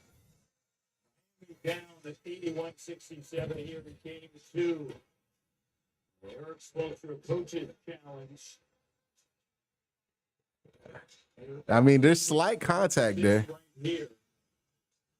As Tony Brothers makes his way over to scorer's table and has a word with the official score. There is no contact on the 3-point shot. The challenge is against the shot. When the whistle blew, the ball was loose. Therefore, there would be a jump ball center circle between 82. Miami will lose their timeout due to the mandatory, but retain their ability to challenge the rest of the game. It was a successful challenge. Yeah, that makes sense. As we mentioned, he challenged many. 18. I was shocked to hear you say they only have challenged 18 times. I think you just challenge one every game. Just for the heck of it. There's never been a game played where an official hasn't been called. So, Cavaliers on the other hand, 64. yeah, more so what you would expect.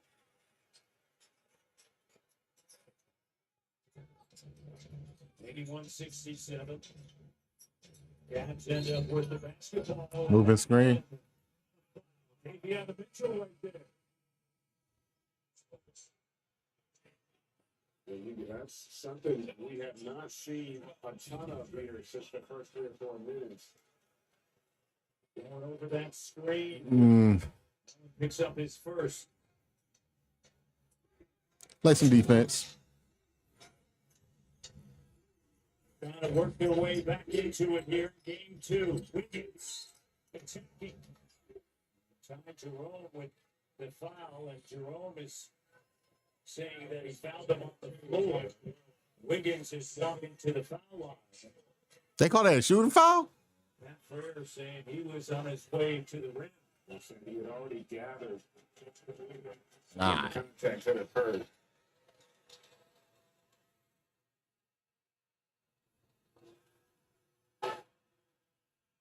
What would the Pacers need to scout the Cavs for? They played them like 8 times. Herro has 22. That Greg Newsom and Denzel Ward? 8 or 9 to 9 from the foul line. This game in some respects similar to that game 1, right? It doesn't feel like the game is as close. 13 points at this much time, not a huge deficit, but it feels like the Cavs are just sitting in total control. Something Eric Spoelstra. He goes on to that 4th quarter. They got it down to the single-digit deficit. Good cleanup, DeAndre.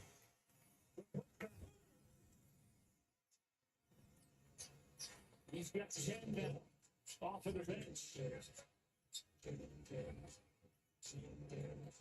Wiggins over to Herro. Double step back. Way to fight for it.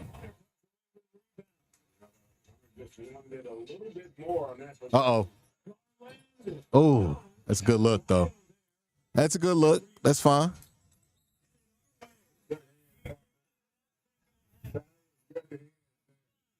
Gotta give it up to you there, Frank. That was impressive. With the hands. That was, I like that. You still got good form there, too. You're ready to let it go. It's Paul Evans or Quick hands. That was impressive. You haven't had a chance of catching it in the heat yet. That's for sure.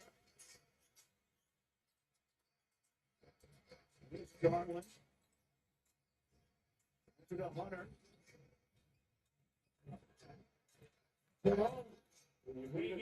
But you see the difference the last two possessions? They got into the three-point shooting. They're getting them off that shot much better than they did in the first half. All right, Khalil Ware is taking way too many threes for them. Empty after getting that. Let's try to get a touch in the paint. There you go. And one. There's many ways you can get three. Great job and the patience there by Darby. Allowed his big Good job. hand underneath her. Yeah, they're hedging towards the three-point line. They're playing you really close. They don't want you to get anything free there. All right, let's go to the paint. We can do that too. Go down to your offense. There's that old saying, there's a reason why the rookie moves it. Yeah, and again, not that he isn't capable, but in that situation, that's not the shot you necessarily want. Herro. Going to turn the corner. Highsmith. Shot clock down to 4. Herro. That shot doesn't go. It's stripped. Miami retains possession. Now we're not challenging it. The Cavs flying, just doing everything they can to keep you off. Who's checking in? You can live with Bam. Herro taking Bam's checking in. two there, and a good job at times around coming down, attacking the basketball. Out of Iowa, back against the rookie Ware.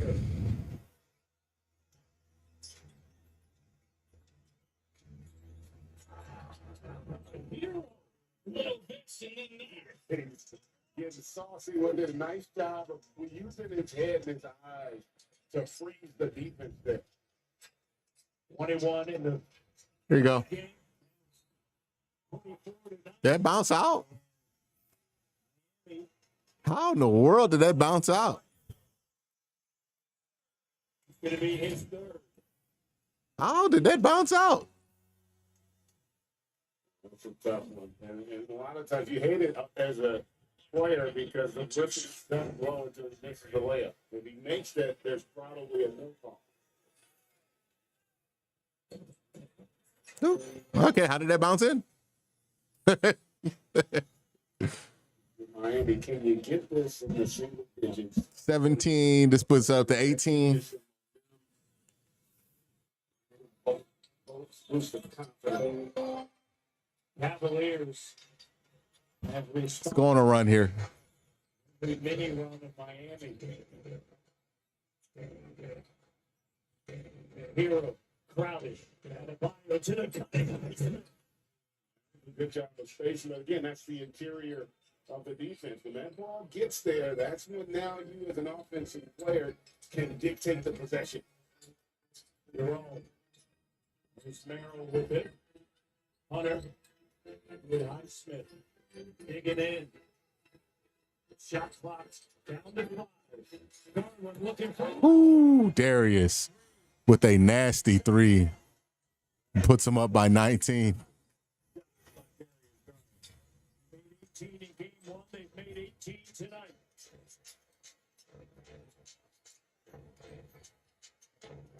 Highsmith.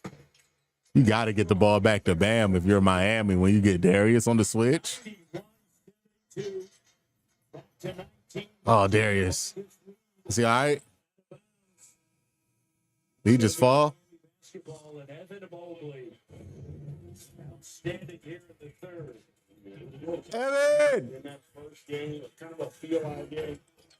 But he It's not time for the nuts. I do not. No. Look, we need to have ground rules. The nuts come out in clutch situations. Right now, the Cavs are up 91-72. It's 3 minutes left in the third. We are nowhere close to needing the nuts. As I mentioned earlier, 42-22 during the regular season. Coaches challenged by the Cavaliers. Cavs are challenging. I don't know what we challenging, but cool. Kenny kind of get the benefit of the doubt when it comes to that. Let's switch over back to this Orlando-Boston game. It seems like every time Orlando gets within like 5-6 points, Boston goes on a run. Who's going to retain? Tough night shooting from three for KCP. 0 for 6 from the three-point line. Overall, folks, are signed a 3-year, $66 million deal to feed the experience factor for Orlando. They're locked it up. In and out. And it's going to stay right here. Saw the foul, Derek White. Derek White face guarding Anthony Black, trying to prevent him from getting the offensive rebound. They've been consistent with that tonight. You face guard a player and you grab him. Yeah, I think DG's fine. He just fell.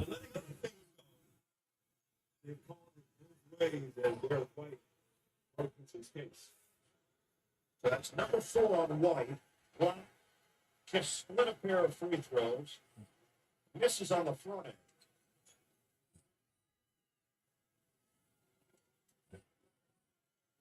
The Magic are shooting 59% at the line. They're 10 of Donda, you bought some of those nuts. Good. 2 for what? Second year.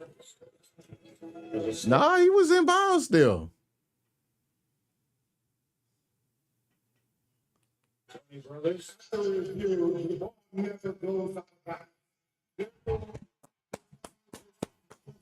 What a save by Darius. The shot clock will be set at 17 seconds. And Cleveland will keep their time. What a diving save there. By Garland. tell you, just assume from our vantage point, you couldn't quite see, and the defense was right on it. So that was a heads-up play there by Cleveland with the challenge. Tremendous camera work as well. Yes. Catch that angle.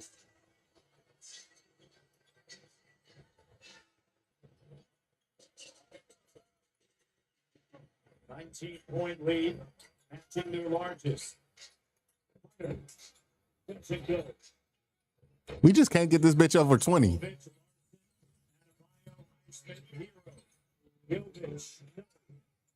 We can't get this thing over 20 to save our lives.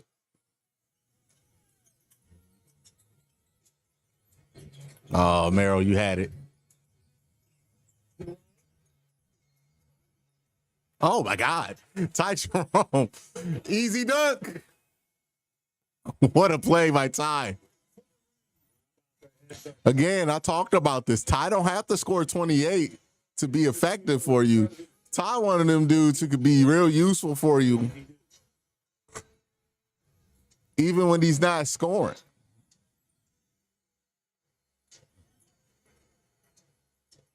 Herro. Jovic with the clock. Got to shoot. Every time we get a chance to go up 20, man, they make something incredible. Validated there with the triple. In that zone. Used it more than anyone in the NBA 3 straight seasons. Little slow step. Jerome is worked here coming out of that coach's challenge. I mean, Strus is still on the bench, so I think he's okay. And a foul off Herro. Thought he was going to get the finish, does it, but does not give up on the play. Great presence to get it. We can't break out the teams. Before the play there, the nice find by Mobley. Heads up play there for the Knicks. Herro with 24, his first trip to the free throw line. It's a little bit of others. Let's take a look at the upcoming playoff schedule.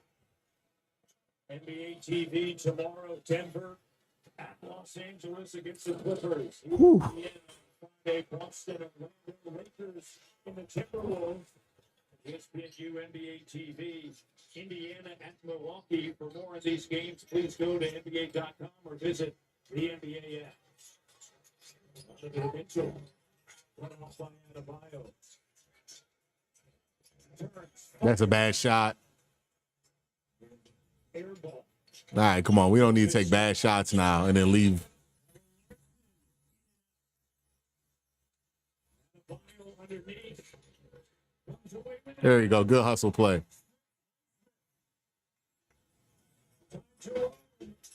Ah. Take our time. We can take our time, y'all. Spin dribble. Herro. Nice little bucket.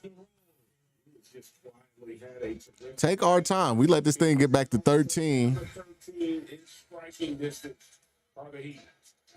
There you go. Good three. Too strong. Long rebound. Larson.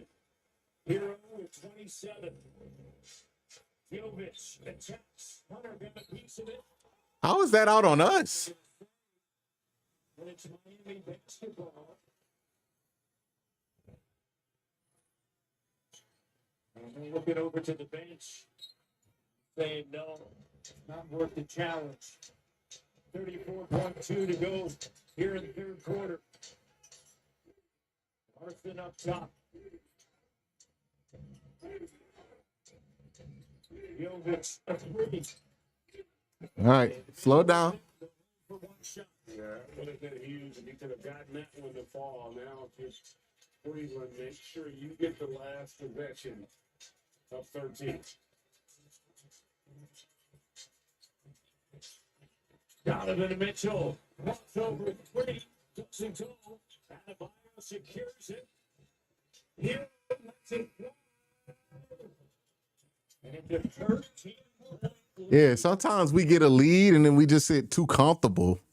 Start taking bad shots, letting them get easy opportunities. Nah, keep the clamps on them.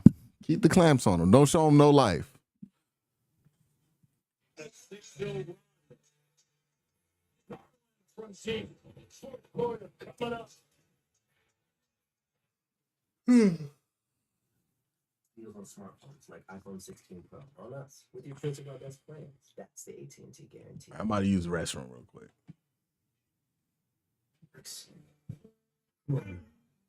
Yeah, always. Salary. Great. What do you typically offer for this role? It's competitive. And if it I'll be was- right back, y'all. It would be Hey,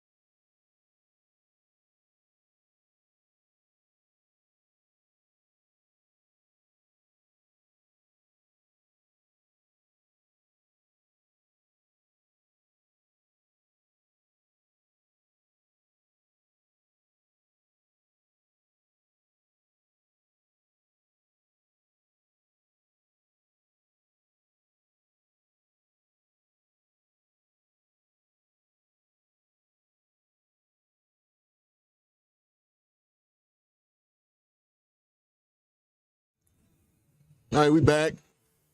Cavs have 13 at the start of the fourth quarter. Here's the with Cavs coach. Yeah, KCP is having an all-time bad game right now. Both ends of the floor in this game. What's impressed you the most about him? Good at defensively, rebound, and spreading the floor for us, but also driving into the rim and getting to the free throw line.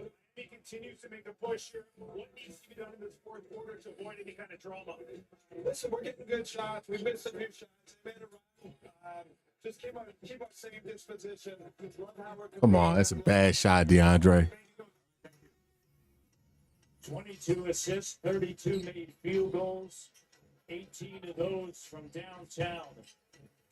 36 of 81 through 7 quarters in the series from beyond the arc of the Cavaliers.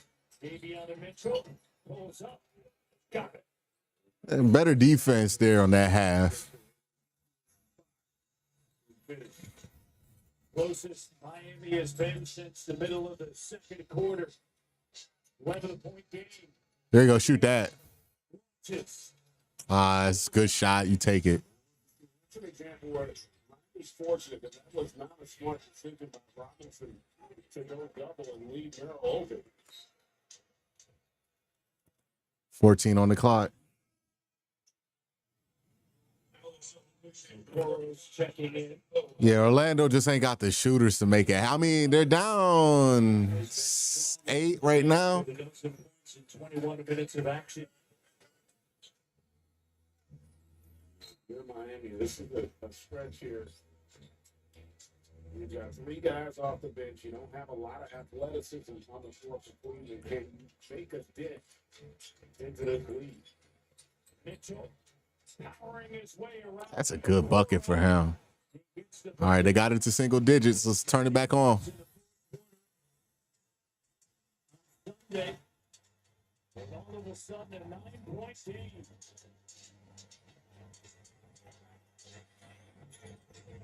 Down to the Mitchell. Woo! There it is. There it is. It's going around. Play some good defense. First time Bam's gone at Evan Mobley all game. We see why. Evan, excellent defense on Bam. No. 10 minutes left here in game 2. Oh, they're going to say it's on the floor? Celebrated his 31st birthday yesterday. Oh, are you serious? Let's see. When did foul happen? As soon as he felt that reach in, he just goes up. Yeah, it's the right call.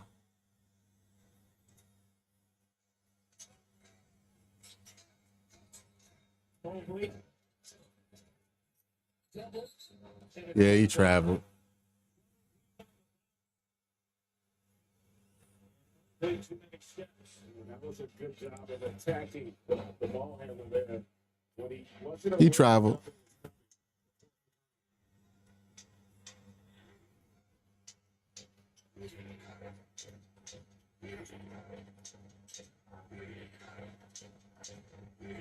Good job, Ty.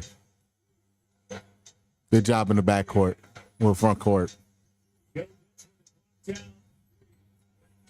Takes the move and through Herro. It's the left hand to go. He's just too big on that possession. Able to get to the rim there for the finish. 10-point game. Batted away by Jovic on the run. Davion Mitchell.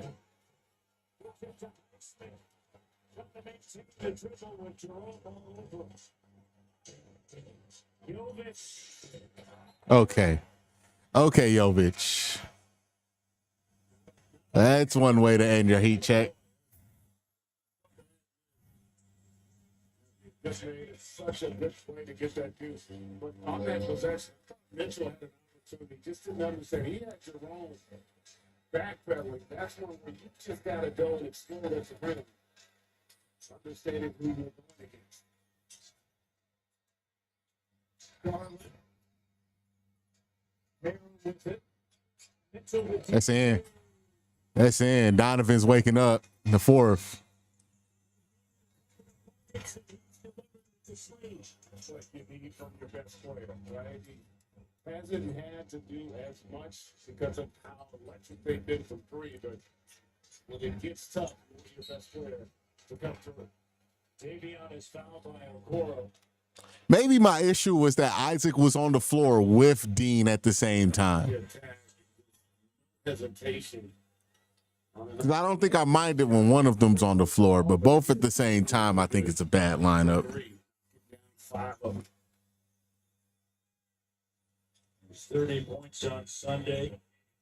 26 career 30-point game in the postseason. As Davion Mitchell will step to the free throw line. Came off the bench in game 1 starting tonight. Let's check in. Bill mic'd up. Strong with the ball every time you rebound. It's like catch and shoots, catch and shoots, catch and shoots. Yeah, I mean, I think that's something we've seen that's different with this team. Really physical groups. They are so much more improved at their point of attack defensively. They do a great job of creating that shell, allowing you to move 11. the interior of their defense. 11-point game that started. Goodness gracious, there it is. Miami gets a stop. 99-88. 7:55 on the clock. Davion finds Herro back to Mitchell. Uses the out-of-bounds screen. That's Mobley now on him. In the corners, Highsmith with a block down. Mitchell's got to shoot. Does. Adebayo on the glass, knocked away. Highsmith open three. That was a heck of an effort there. It's going to run, y'all. Get that second chance opportunity. We're settled right around the same time on Sunday. Now it's 8 here tonight. Mitchell fouled as it rings out. 7:12 to go. Just the effort there. Staying Davion Mitchell looked like Bronny they're in a Donovan Mitchell jersey. For the bench with 14. Oh, good. 4 or 5 with 3-point range. Highsmith is good. Mobley out. Allen is through stretch in preparing. All right, do not let Jarrett Allen get on the perimeter with Tyler Herro.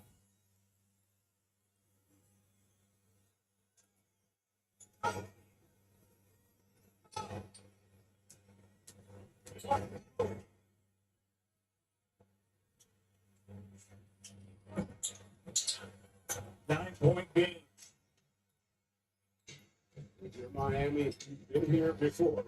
They had some chances in that fourth quarter in game 1. Davion Mitchell. Cut off. On the presence of Allen. Do not switch. Gilbert's a hustling rebound. Davion Mitchell. As a member of the Miami Heat, shot 44% from 3. And a timeout by the Cavs. It's a 6-point game. Don't let him come back. They've been quicker to the loose balls. They've been winning that battle here at the last few possessions. Creates the second. Yeah, it's really been like the last 8 minutes haven't been great for the Cavs. Especially offensively. There's been about 4 or 5 shots I thought they should have made. Good looks they got. They just didn't make them. I didn't think those were rebounding issues. One of those were tipped in the air, and then it just, whoever got it, got it. The second one, the Tyler Herro 3, that thing got caught in between the hoop and the rim and just sat an extra second, which made rebounding that just a a guess of who's gonna get it instead of skill. They just got to play some defense. I think it's really just shot making. They haven't made some of their shots coming down in this last third part of the third, early part of the fourth. They've been giving defensive effort for the fourth quarter for sure. And they've rebounded, so it's more or less, you got just making shots coming down the stretch.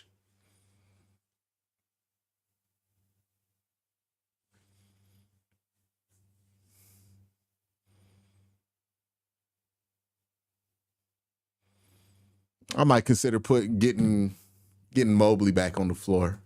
How many minutes Mobley has?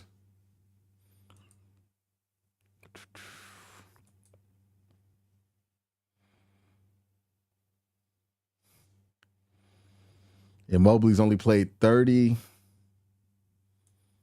Jarrett, I just go back to the starting lineup here.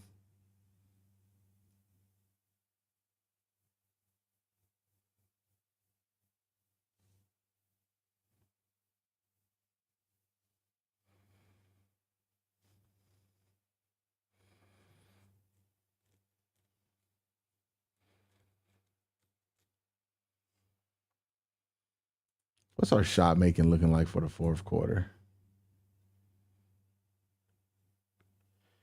Yeah, the Cavs are 2 of 6 in the fourth, and the Heat are 1, 2, 3, 4, 5, 5, 6, 7, 8, 9, 5 of 9. So there it is. We're just not making shots. 2 of 6 versus 5 of 9. That's where you get your difference.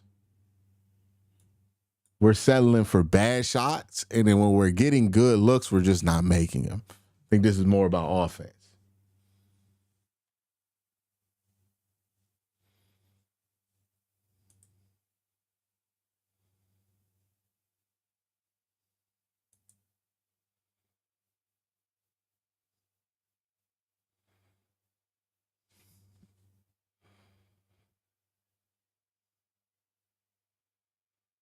Yeah, Jovic made a couple shots for him. That's been real helpful.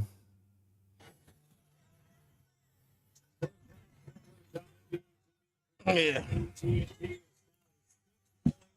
I think we just need to be more aggressive, get some shots in there to hoop, play some defense.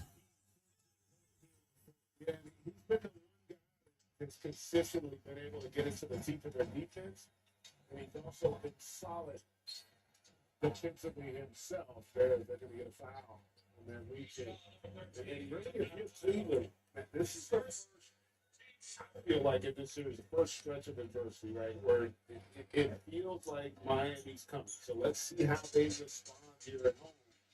That's a 1 seed. We'll do it in the opening quarter. It was 9-point advantage for Miami. They responded on the 32-14 run. But here they are in the fourth quarter with 6:30 on the clock. In a 2-possession game. Herro, 2 minutes.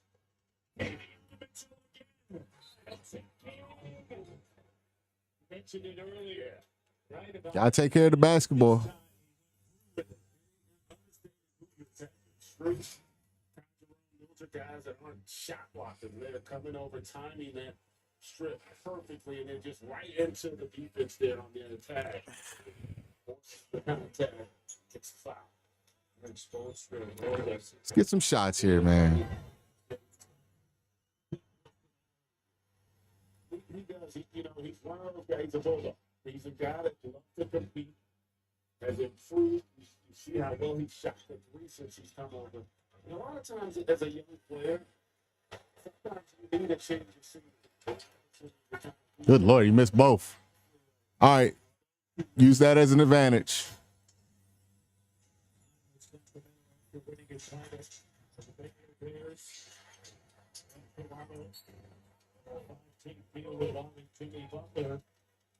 And there's going to be a foul, and it's going to be charged to Highsmith. I didn't quite see the contact there. That angle, I think it's the pushing the back. Garland, 14 points, 9 assists. Well, this is the first. And make some shots.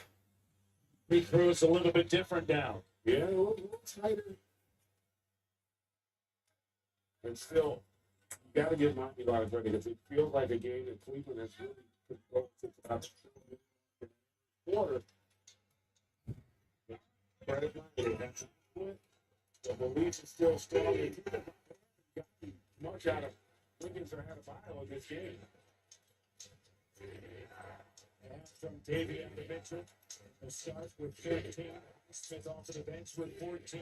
Adebayo kicks it. Davion Mitchell, again, you said it. This dude's making every fucking shot. Late in the shot clock. 4-point game. Garland operating in the corner. He's free. Ah. Wasn't set. 197. If they score here, call timeout. Herro attacks Garland. Highsmith to close. Good closeout. Good closeout.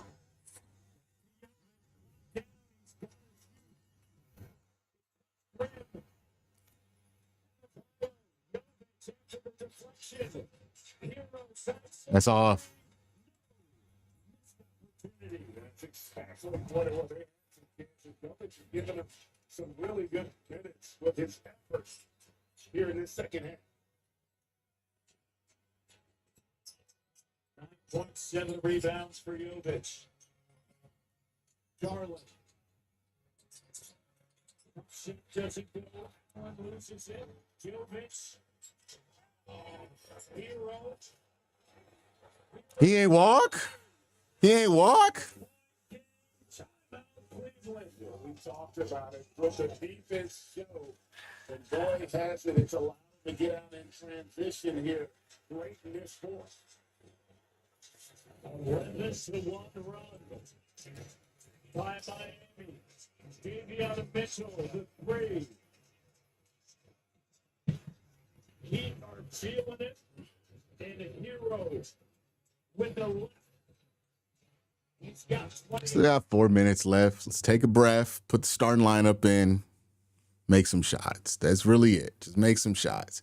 They're making some shots here. Davion's been making a bunch of threes. Got to respond by making some shots here.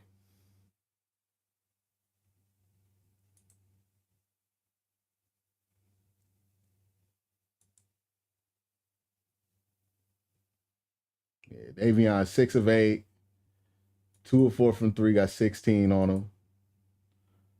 And then again, you let Tyler Herro warm up in that second quarter. That's not been good. Haywood Highsmith has been 4 or 5 from 3 too. So that's really the 3 players have been killing you.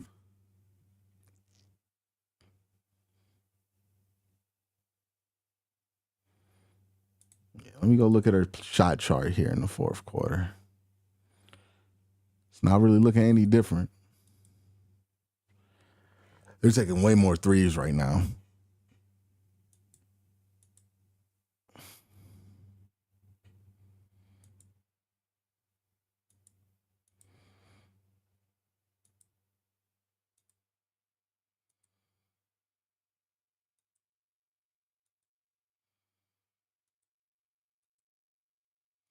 Let's just get the starters in.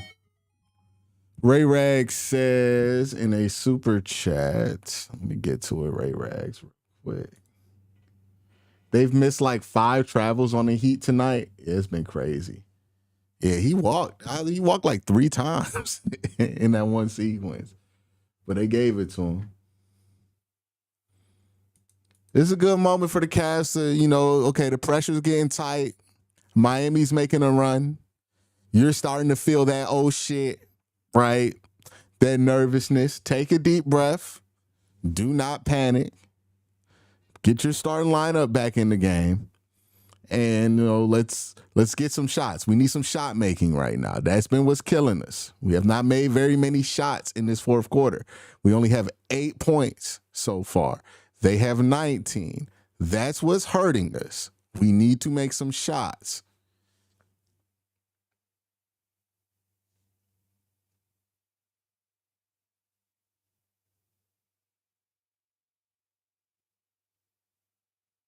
Yeah, just take a deep breath. 4:25 left. It's not like this shit happened. It's like a minute left in the game. Like, it's 4:25 left. Plenty of time for them. Plenty of time for you.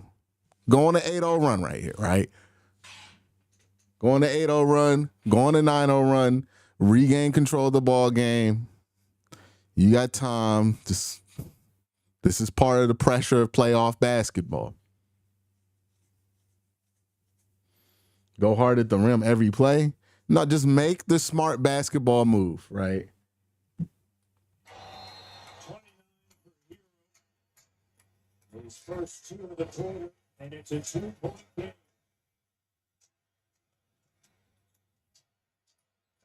The Cavaliers respond here. Strus, Garland, Donovan Mitchell, Allen, and Mobley. Strus with a block down the floor. There we go. There we go. Just make some shots.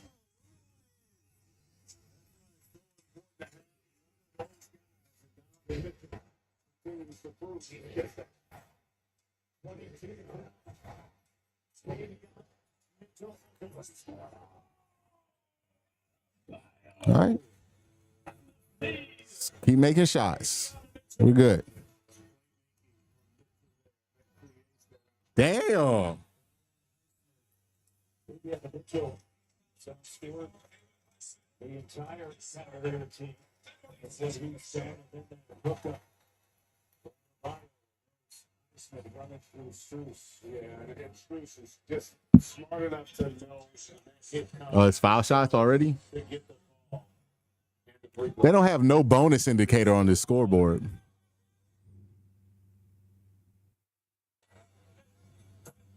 All right, there you go.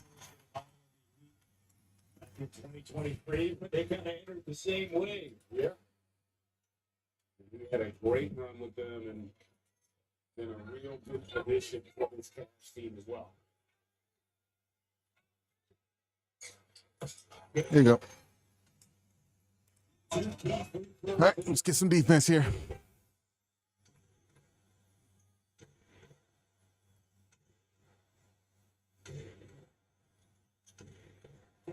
Mitchell call for the foul line. Herro. Crossover.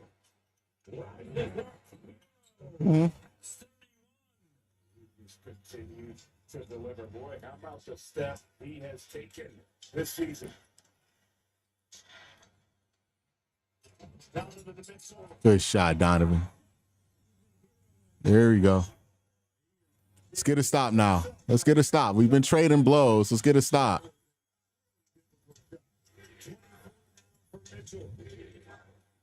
There you go. There you go. Good play.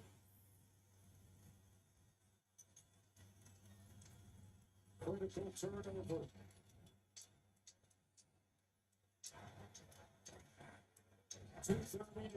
Game 2. There we go. There we go. There you go, Spider.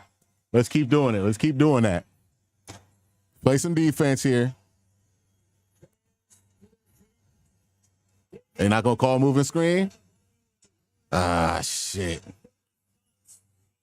They're making every shot they need to right now.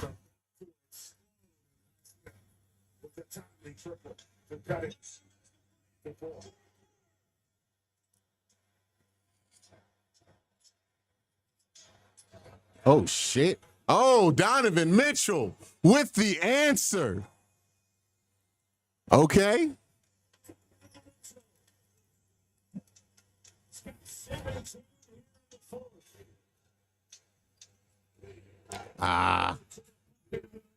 Okay. Okay, so you gained a point on that. It's 5 now, plus 5. The offense for Cleveland. Herro with 33. It has been Herro and Mitchell Donovan Mitchell. Back to back. Here's Strus. Air ball. I don't know what happened there after Donovan passed that to Strus. And the step back. Triple. Leave it down. Who fell? It's got to be a loose ball foul. It's got to be a loose ball foul on Highsmith. They just have not made enough plays. Jovic has had his struggles here down the stretch. And 7 from 3. And 10 of the shot clock. Less than a minute to go. Jumping to the Mitchell on the drive.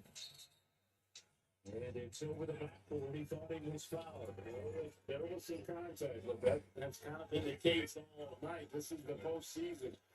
That's a huge possession. Still plenty of time for the Heat.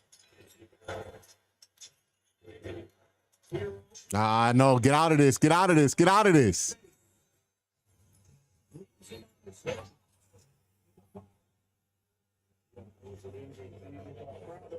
Come on. You can't let Jarrett switch into the perimeter this late in the game when we know Tyler's been cooking him on that all time.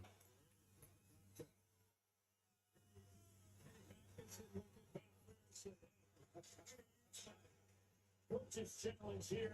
Had a successful one earlier. Herro. The foul call. I don't know if we're going to get that one.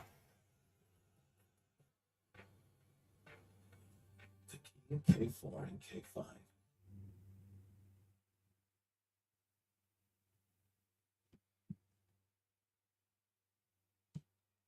Yeah, we'll see if they get the foul call.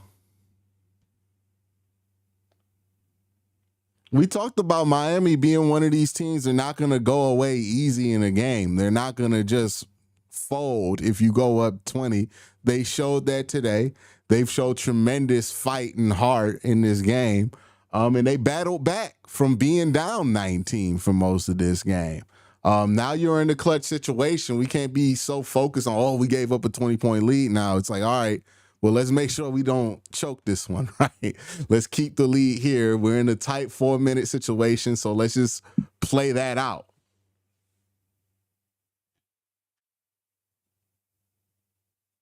I don't think we winning it because they calling the contact low.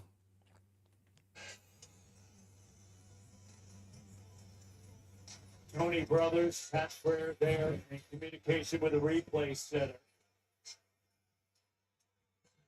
Coach's challenge here. Look at there. Yeah. I think that face is Yeah.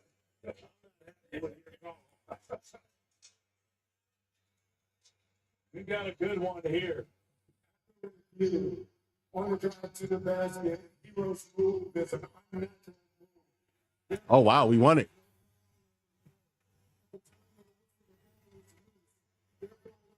Jump off center circle between 8 and 2. That's the second time it's about Cleveland, so they lose their bounce. And how fortunate was the challenge here, right now? At the very least, take away the free throws and air it out. And I told you. 113, 108, 39.4 to Let's go. close this game out. Trailed by 19. Now, this jump ball becomes huge. Yeah. In the club with my homies.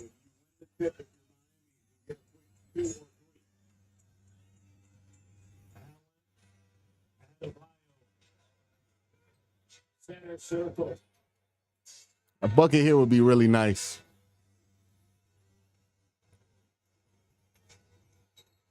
Here, Donovan Mitchell. Checking for position.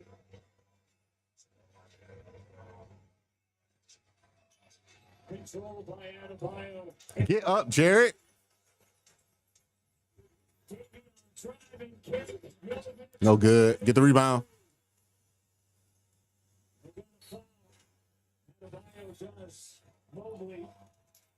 All right. Make these free throws. End the game, yo.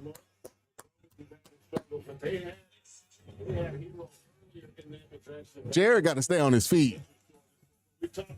That's 2 times he went to the fucking ground.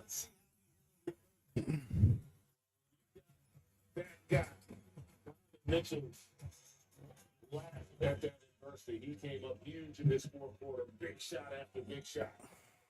6 of 6 from the floor. 4 of 4 from 3. 17 points for Donovan Mitchell. The rest of the Cavs, there was 7 3-points. There it is. All right. This one takes it 3 possessions right here. Hunter in. For Jared, that makes sense.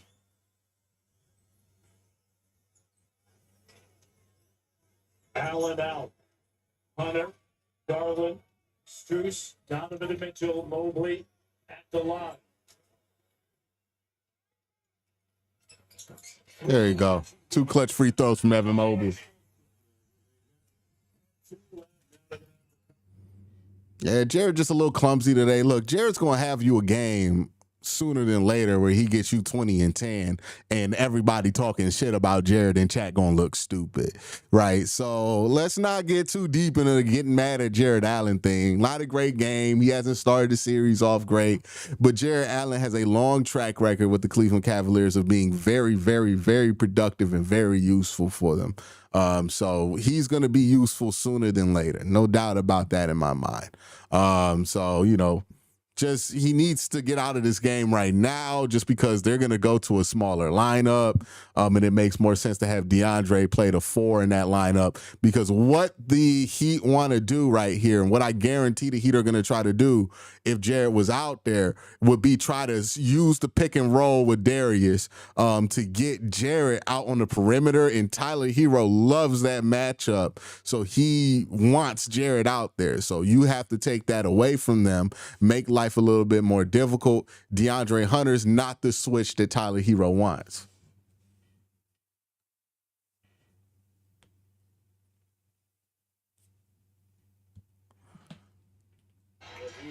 Very below here. 4-3. It's been electric. Here, Kevin Heisman, 5 of 6 from 3-point range. Herro, 4 of 11. Adebayo, 1 of 5. 25.7 to go in game 2. Perfect world. You want to allow this sideline out of bounds to create a catch and shoot opportunity. I'm going to switch sides here. It's Miami. Davey on the middle. We'll trigger it in. Duncan Robinson checks in for the Heat. Good tip off. Great job, Max. Got your back. Darius Garland with the putback. Oh, is he okay? Came up limping.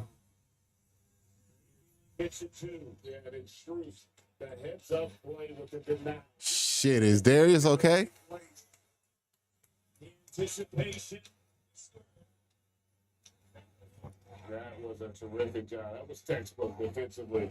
It is so hard to guard when you're 60 feet from the basket and the guy's got a head of steam. But give the coaching staff also of Cleveland a lot of credit. They had a sense of what was coming with that play, and the Cavs were well prepared to defend it. It was a 2-point game. 101-99 at the 4:25 mark. Who is Brandon mad at? At the line.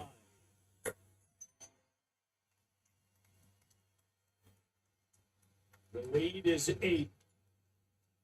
When it was 101-99, that's when Donovan Mitchell took over. Is Brandon arguing about football right now? He is the best in the postseason. Okay, he's moving good. He's moving fine. Darius is fine. I don't know. He's kind of limping. Hunter Jovic. Jovic with the 2, 3.9 to go. And a foul, Davion the Mitchell, Terrence Garland, and Donovan Mitchell leading the Cheers. What a fourth quarter. He was 4 for 13 through 3 quarters. And he was. Brandon, stop bitching. We won. Just stop it, bro. You just complaining to complain. Like you wanted the team to win just so you can complain more and more. Or did you bet on the game and they didn't cover? Is that what happened? Because if that's the case, then please shut the fuck up. I don't care. I don't care that the Cavs didn't cover. Nobody cares. Like what's wrong with you? Combined for 57 in game 1. If the Cavs not covering does this to you that turns you into a little baby in chat, even though they won, then you got to stop gambling. Like you got to stop, brother. Like you need to call the fucking number. Yeah, call the fucking number, kid. Call the number, Brandon. I'm putting you on timeout. It's hard to win games in the playoffs. I'm not about to bitch about winning the game in the playoffs. That's crazy. That's crazy. You closed a close game out at home. Miami made a valiant run. Miami's in the playoff for a reason. They showed you why. Davion really made a bunch of shots down the stretch. It got a little tough, but you know what? You responded and you closed the game out. What's there to bitch about?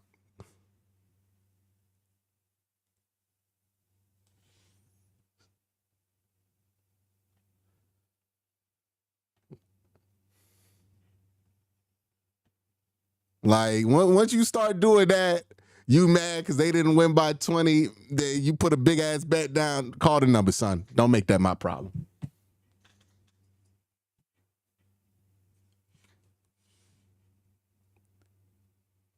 That's crazy.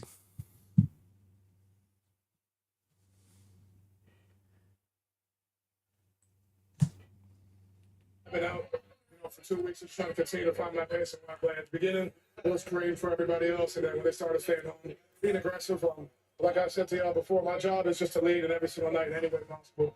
And tonight was to go score. Evan Mobley had a major presence in this game. What do you like most about that matchup with Bam Adebayo? I think for him, he's always going to be aggressive. He took a back seat for myself, Ty, and DG last game. But, man, we need him to continue to be aggressive. He's continue to grow into that role. A phenomenal year, but it's special for an all-NBA player to want to take a back seat. You know what I'm saying? So for him to come out tonight, set the tone for us, be aggressive, that was huge. Series shifts to Miami now. How do you continue to gain momentum here? Build on what we've been doing. We had a few lapses they capitalized on, and they're a good team, well coached, got great players. We're going to be ready for a hostile environment down in Miami and take care of business on the road. Thank you, Don. Appreciate it. Thank you. All right. Got a super chat from Phil. Shout out Phil with the super chat. FYI, DG was limping the last 4 to 5 minutes of the game. Yeah, I saw that. I hope he's okay. Yeah, he looked a little bit bothered, especially after that dunk, the putback. Hopefully he's all good.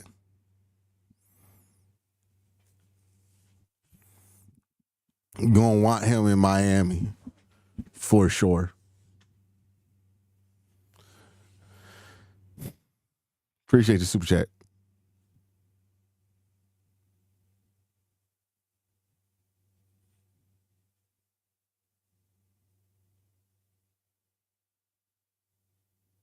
Yeah, Cavs go up 2-0.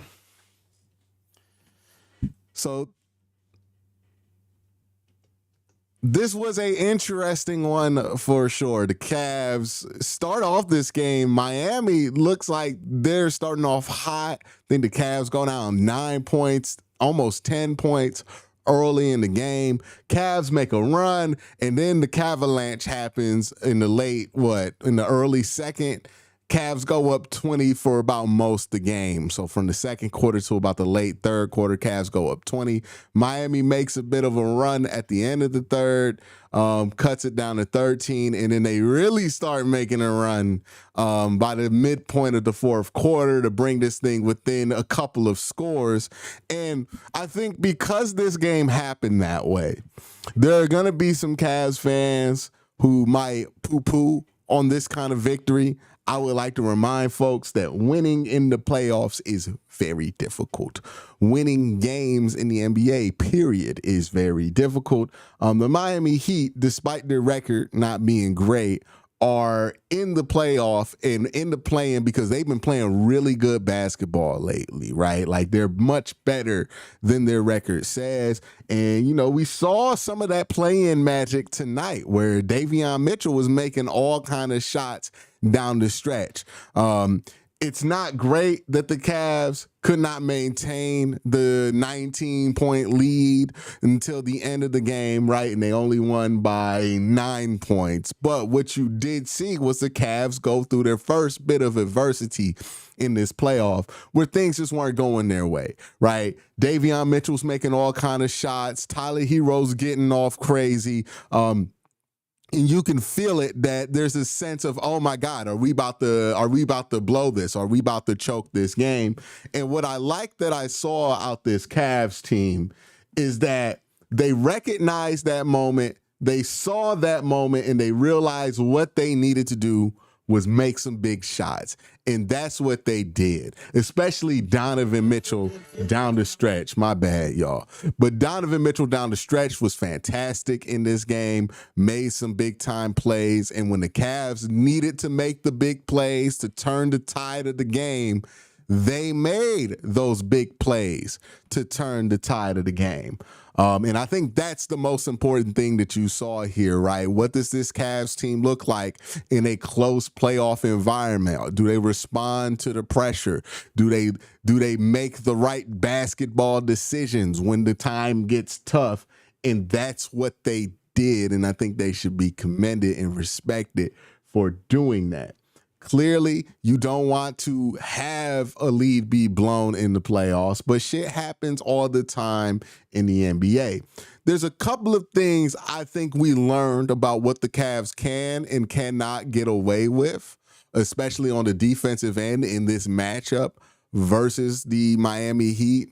The first thing that comes to mind is Jarrett Allen cannot be on the perimeter trying to guard Tyler Herro. Tyler Herro has timed him up.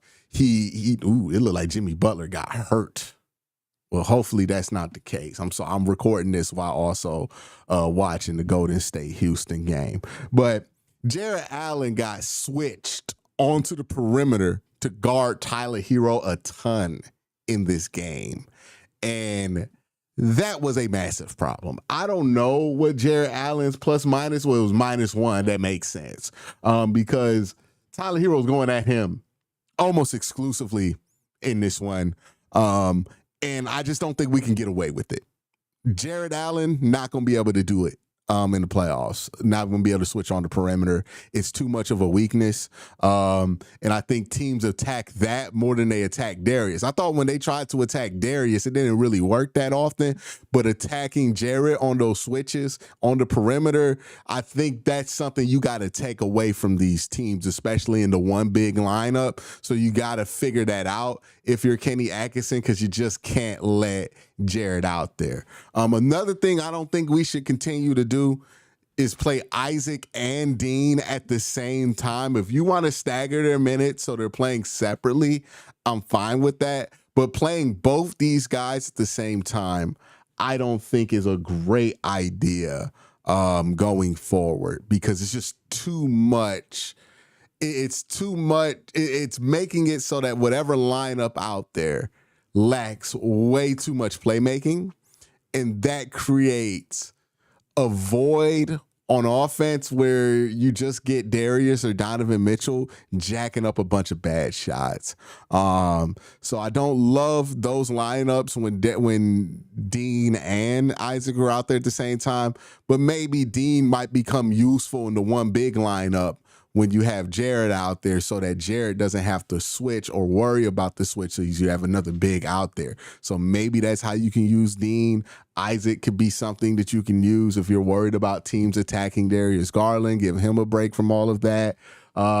There's a number of counters you can throw using those two. I just don't think you should be playing them at the same time in the same lineup, especially when Jared Allen is out there. I don't think that's been a very successful lineup for this basketball team.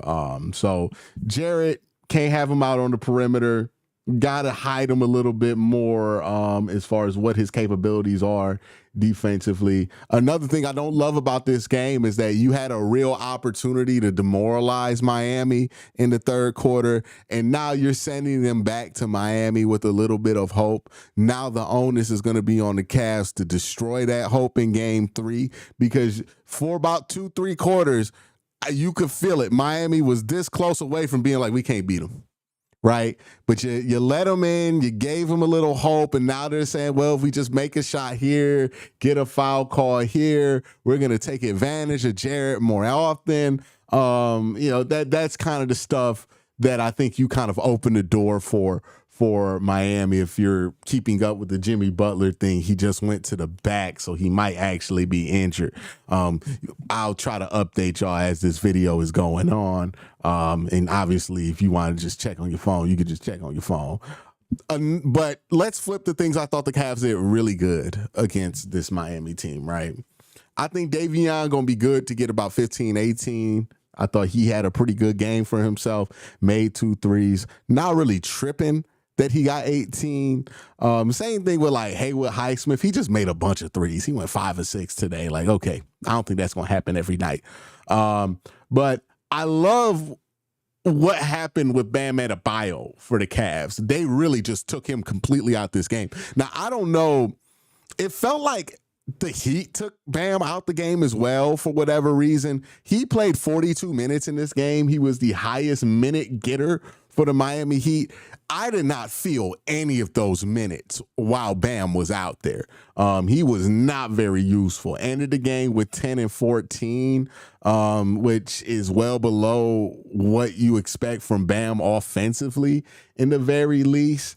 And went 3 of 9 from the floor, and then shot 5 threes of those 9 shots. So really didn't attack the paint. I wonder if that's because of Evan Mobley and Jared Allen. Their presence there makes them not want to take those shots. There were multiple times where Bam could have tried to get a shot off on Evan, right, where he had a one-on-one, and he really just went away from it. Like, they weren't trying to test Evan Mobley. That tells you the respect that he has. I wonder if they're going to try to test that in game 3 at home. But it was nice to see that you were able to put the clamps in on Bam. The Tyler Herro thing, he got 33 today. They did a good job defensively on him in the first quarter, but in the second quarter, he really got going, and that's when they started taking advantage of those Jared Allen switches. So didn't love that you allowed Tyler to get going there, right?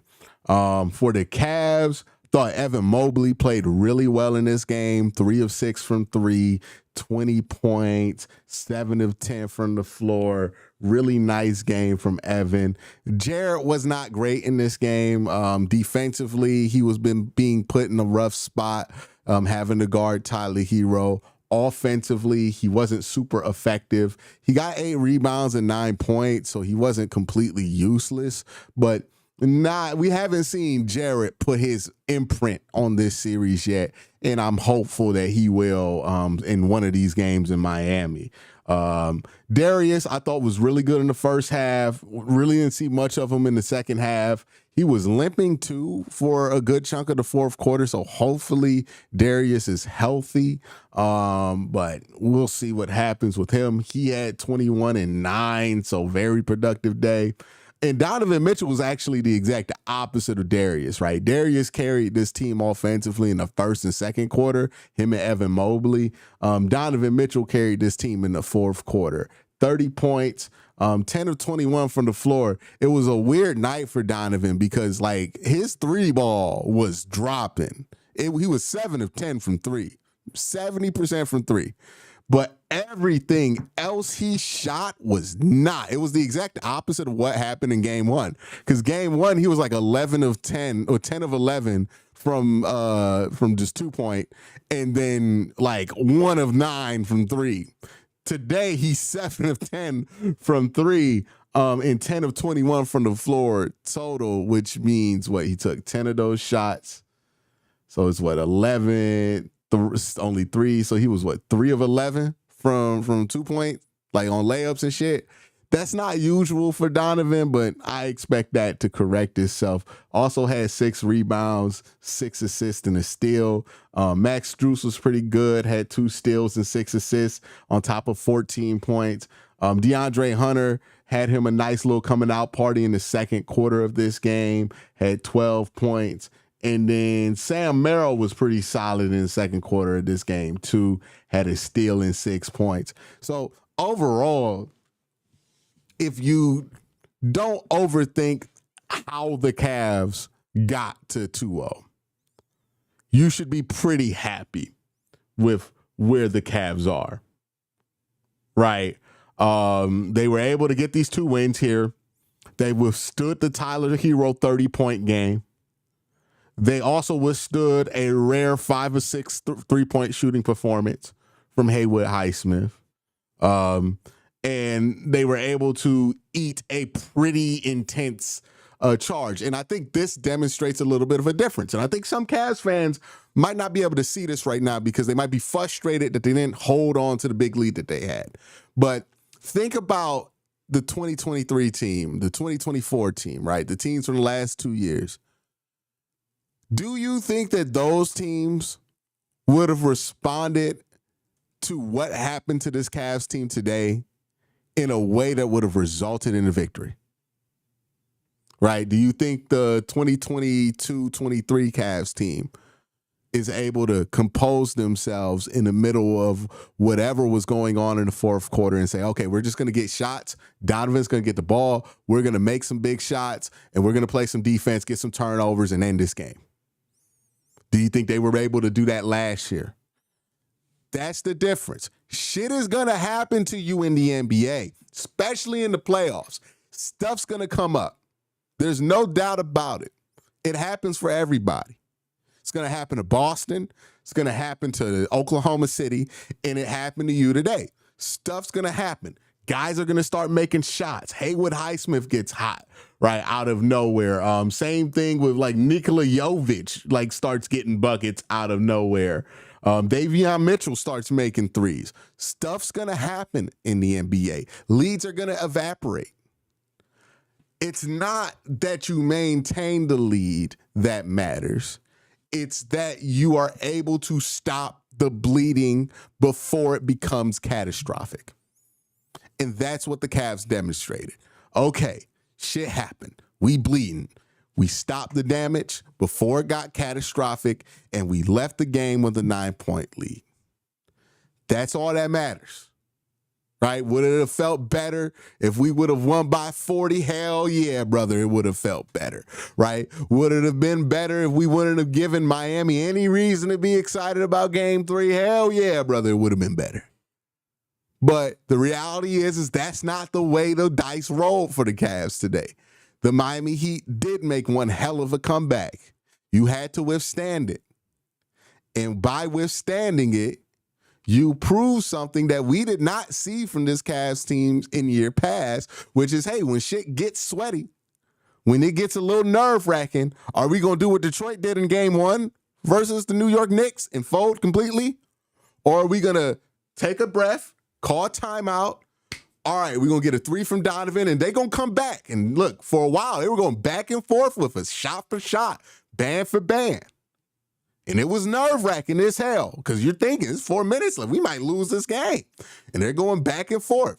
But eventually, Cavs got the stops they needed on defense, got the turnovers, made the foul shots they needed to make, and ended the game. That is the difference between this year and last year, and this year and the last 2 years. That's important. That's how you take care of business. I get it. You're not happy. They didn't win this one by 1 million. shit happens. Gotta figure out a way to close it and stop the bleeding. Because guess what? Boston's gonna have stuff that happens to them. And they're gonna blow some leads. But you know what Boston knows how to do? Stop the bleeding. Sometimes, unless they playing us. Right? That's gonna matter. That's important. And also, I think it's cool, or it's good that this Cavs team, got reacclimated to the pressure of a close playoff game. So if they're in a close situation in game 3 on the road, it's not new to them. They're familiar to it. All in all, love that the Cavs are up 2-0. We'll see how they handle business going into game 3. That's going to make or break everything, right? If the Cavs go into game 3, they win game 3. They're up 3 on this series. Nobody's going to care that they were mad that the Cavs blew a 20-point lead in game 2. Nobody's going to care. So that's what you got to do. Go win game 3. Go up 3-0. That's what's up for the Cavs now. And try to end this series as soon as possible, because you're seeing what the toll of this basketball could do to somebody's body. You want to make sure you keep guys healthy. But that's my thoughts. Let me know your thoughts in the comment section below. How we doing, chat? Have we have we relaxed from all of our crash outs?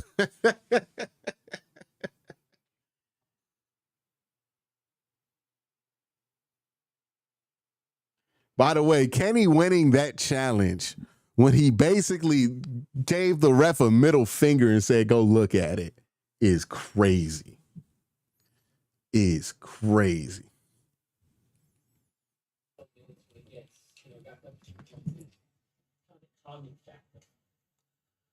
I mean, DJ's super clutch, and he's usually great in the game. Evan doesn't make any mistakes, really. Not a turnover guy. Makes the right decision.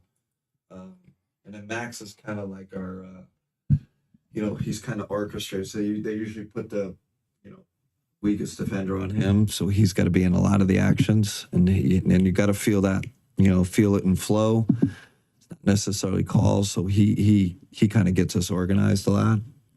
Don and DG got a lot of pressure on him, so he's a guy that's churning them up out there.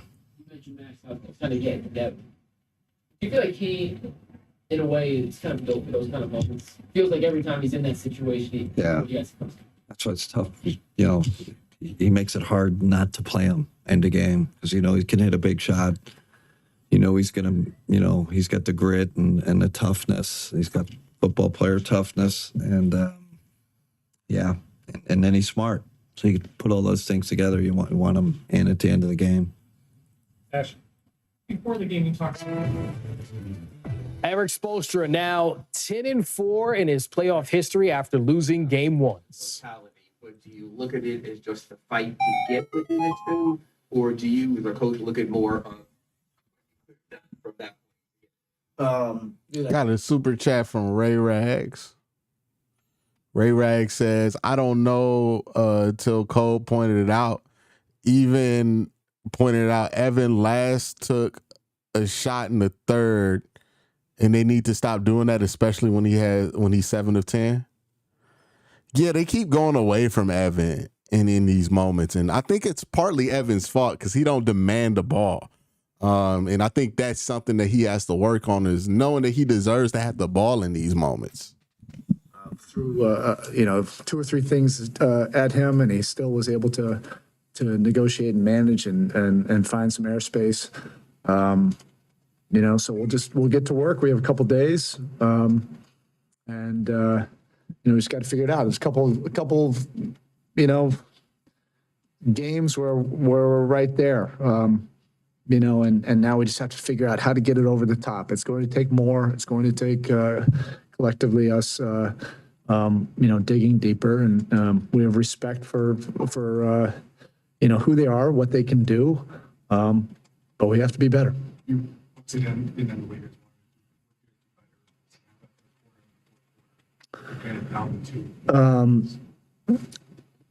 Well, we had more consecutive stops.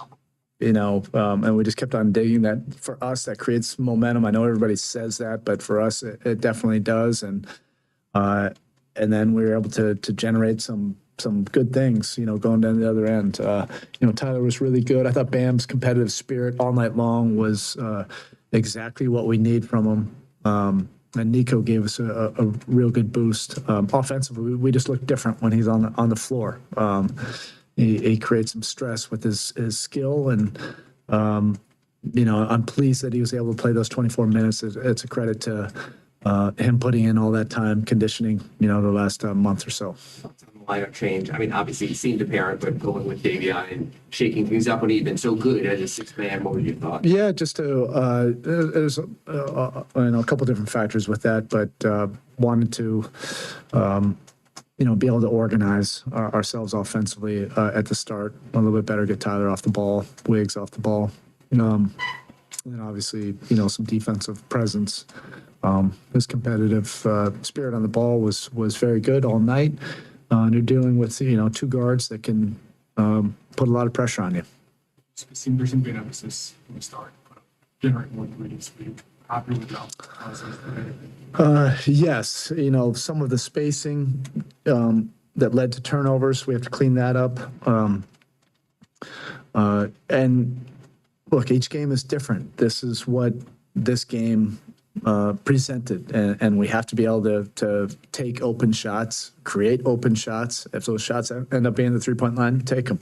If they end up being at the rim, you take them. In a playoff game, if they end up being somewhere in between with the right guys, you might have to take those as well. We just have to consistently get to our wheelhouse more often. And their 11 threes in the second quarter. Is that just a point where, I don't want to say throw your arms up in the air, but when there's no, you never do. You got to keep on. You have to stay the course. You have to become even more stubborn. There was 4 of those, I believe, that we defended really well, and we closed out, and we contested. And they made those, and then once it got to 7 or 8, I think those last 4. I think we, were discouraged, just for a short period of time. And this team, they can make shots. You just have to be relentlessly consistent and stubborn. You have to continue to make those efforts and close out and get a hand to ball contest, even if they make 4 or 5 in a row. Then that means you have to show even more resolve, and so that's what will get better. Those whatever it was 4, I just remember, those were not the same efforts, and we'll clean that up. Talked about after last game about trying to get Tyler more involved in the crunch time offense. And we saw, ironically, Davion seemed to run point almost exclusively, but Tyler's motion, both towards the ball and away from the ball, seemed to finally create those advantages you guys were looking for. So what were you looking for there? Well, it's tough to just run a direct play for them, against this defense. So this is something, we've had to develop for a few months. Getting him off the ball, creating some overreactions, become a lot more patient in that game, and it opens up a lot of things for us. Might be different next game. The decision about Andrew in the fourth quarter, yeah, I mean, we'd taken all the way to 2. I thought about it. I actually put him at the scorer's table at 6 to go, and everybody, the group wanted to keep on pushing through, stay with it. But obviously, he'll be very important the rest of the series. All right, y'all. Hey, Brandon, I'm gonna do this for your own good, brother. You don't need to be in here. You are clearly agitated, my man. So I'm gonna go ahead and take you out of here, bro. You are screaming at everybody. Apparently, you're a Cavs fan, and you're screaming at everybody after a dub. We not doing this shit. All right? So, yeah, bro, we gonna have to put you in timeout. Take a day off, brother. Take that day off, my guy. Sleep it off, big dog. You got the tech, you ejected. You're not suspended, but you ejected. Take the day off, brother. Take the day off. I ain't doing this. I ain't doing this with you. All right. Now you getting mad at talking to Grubbin to OG, man. You're going crazy. You going crazy. Talking Grubbin been watching me, supporting me for like 5-6 years. Hey, brother, take the tech. Hit the showers. Hit the showers, son. Hit the showers. You're out of here.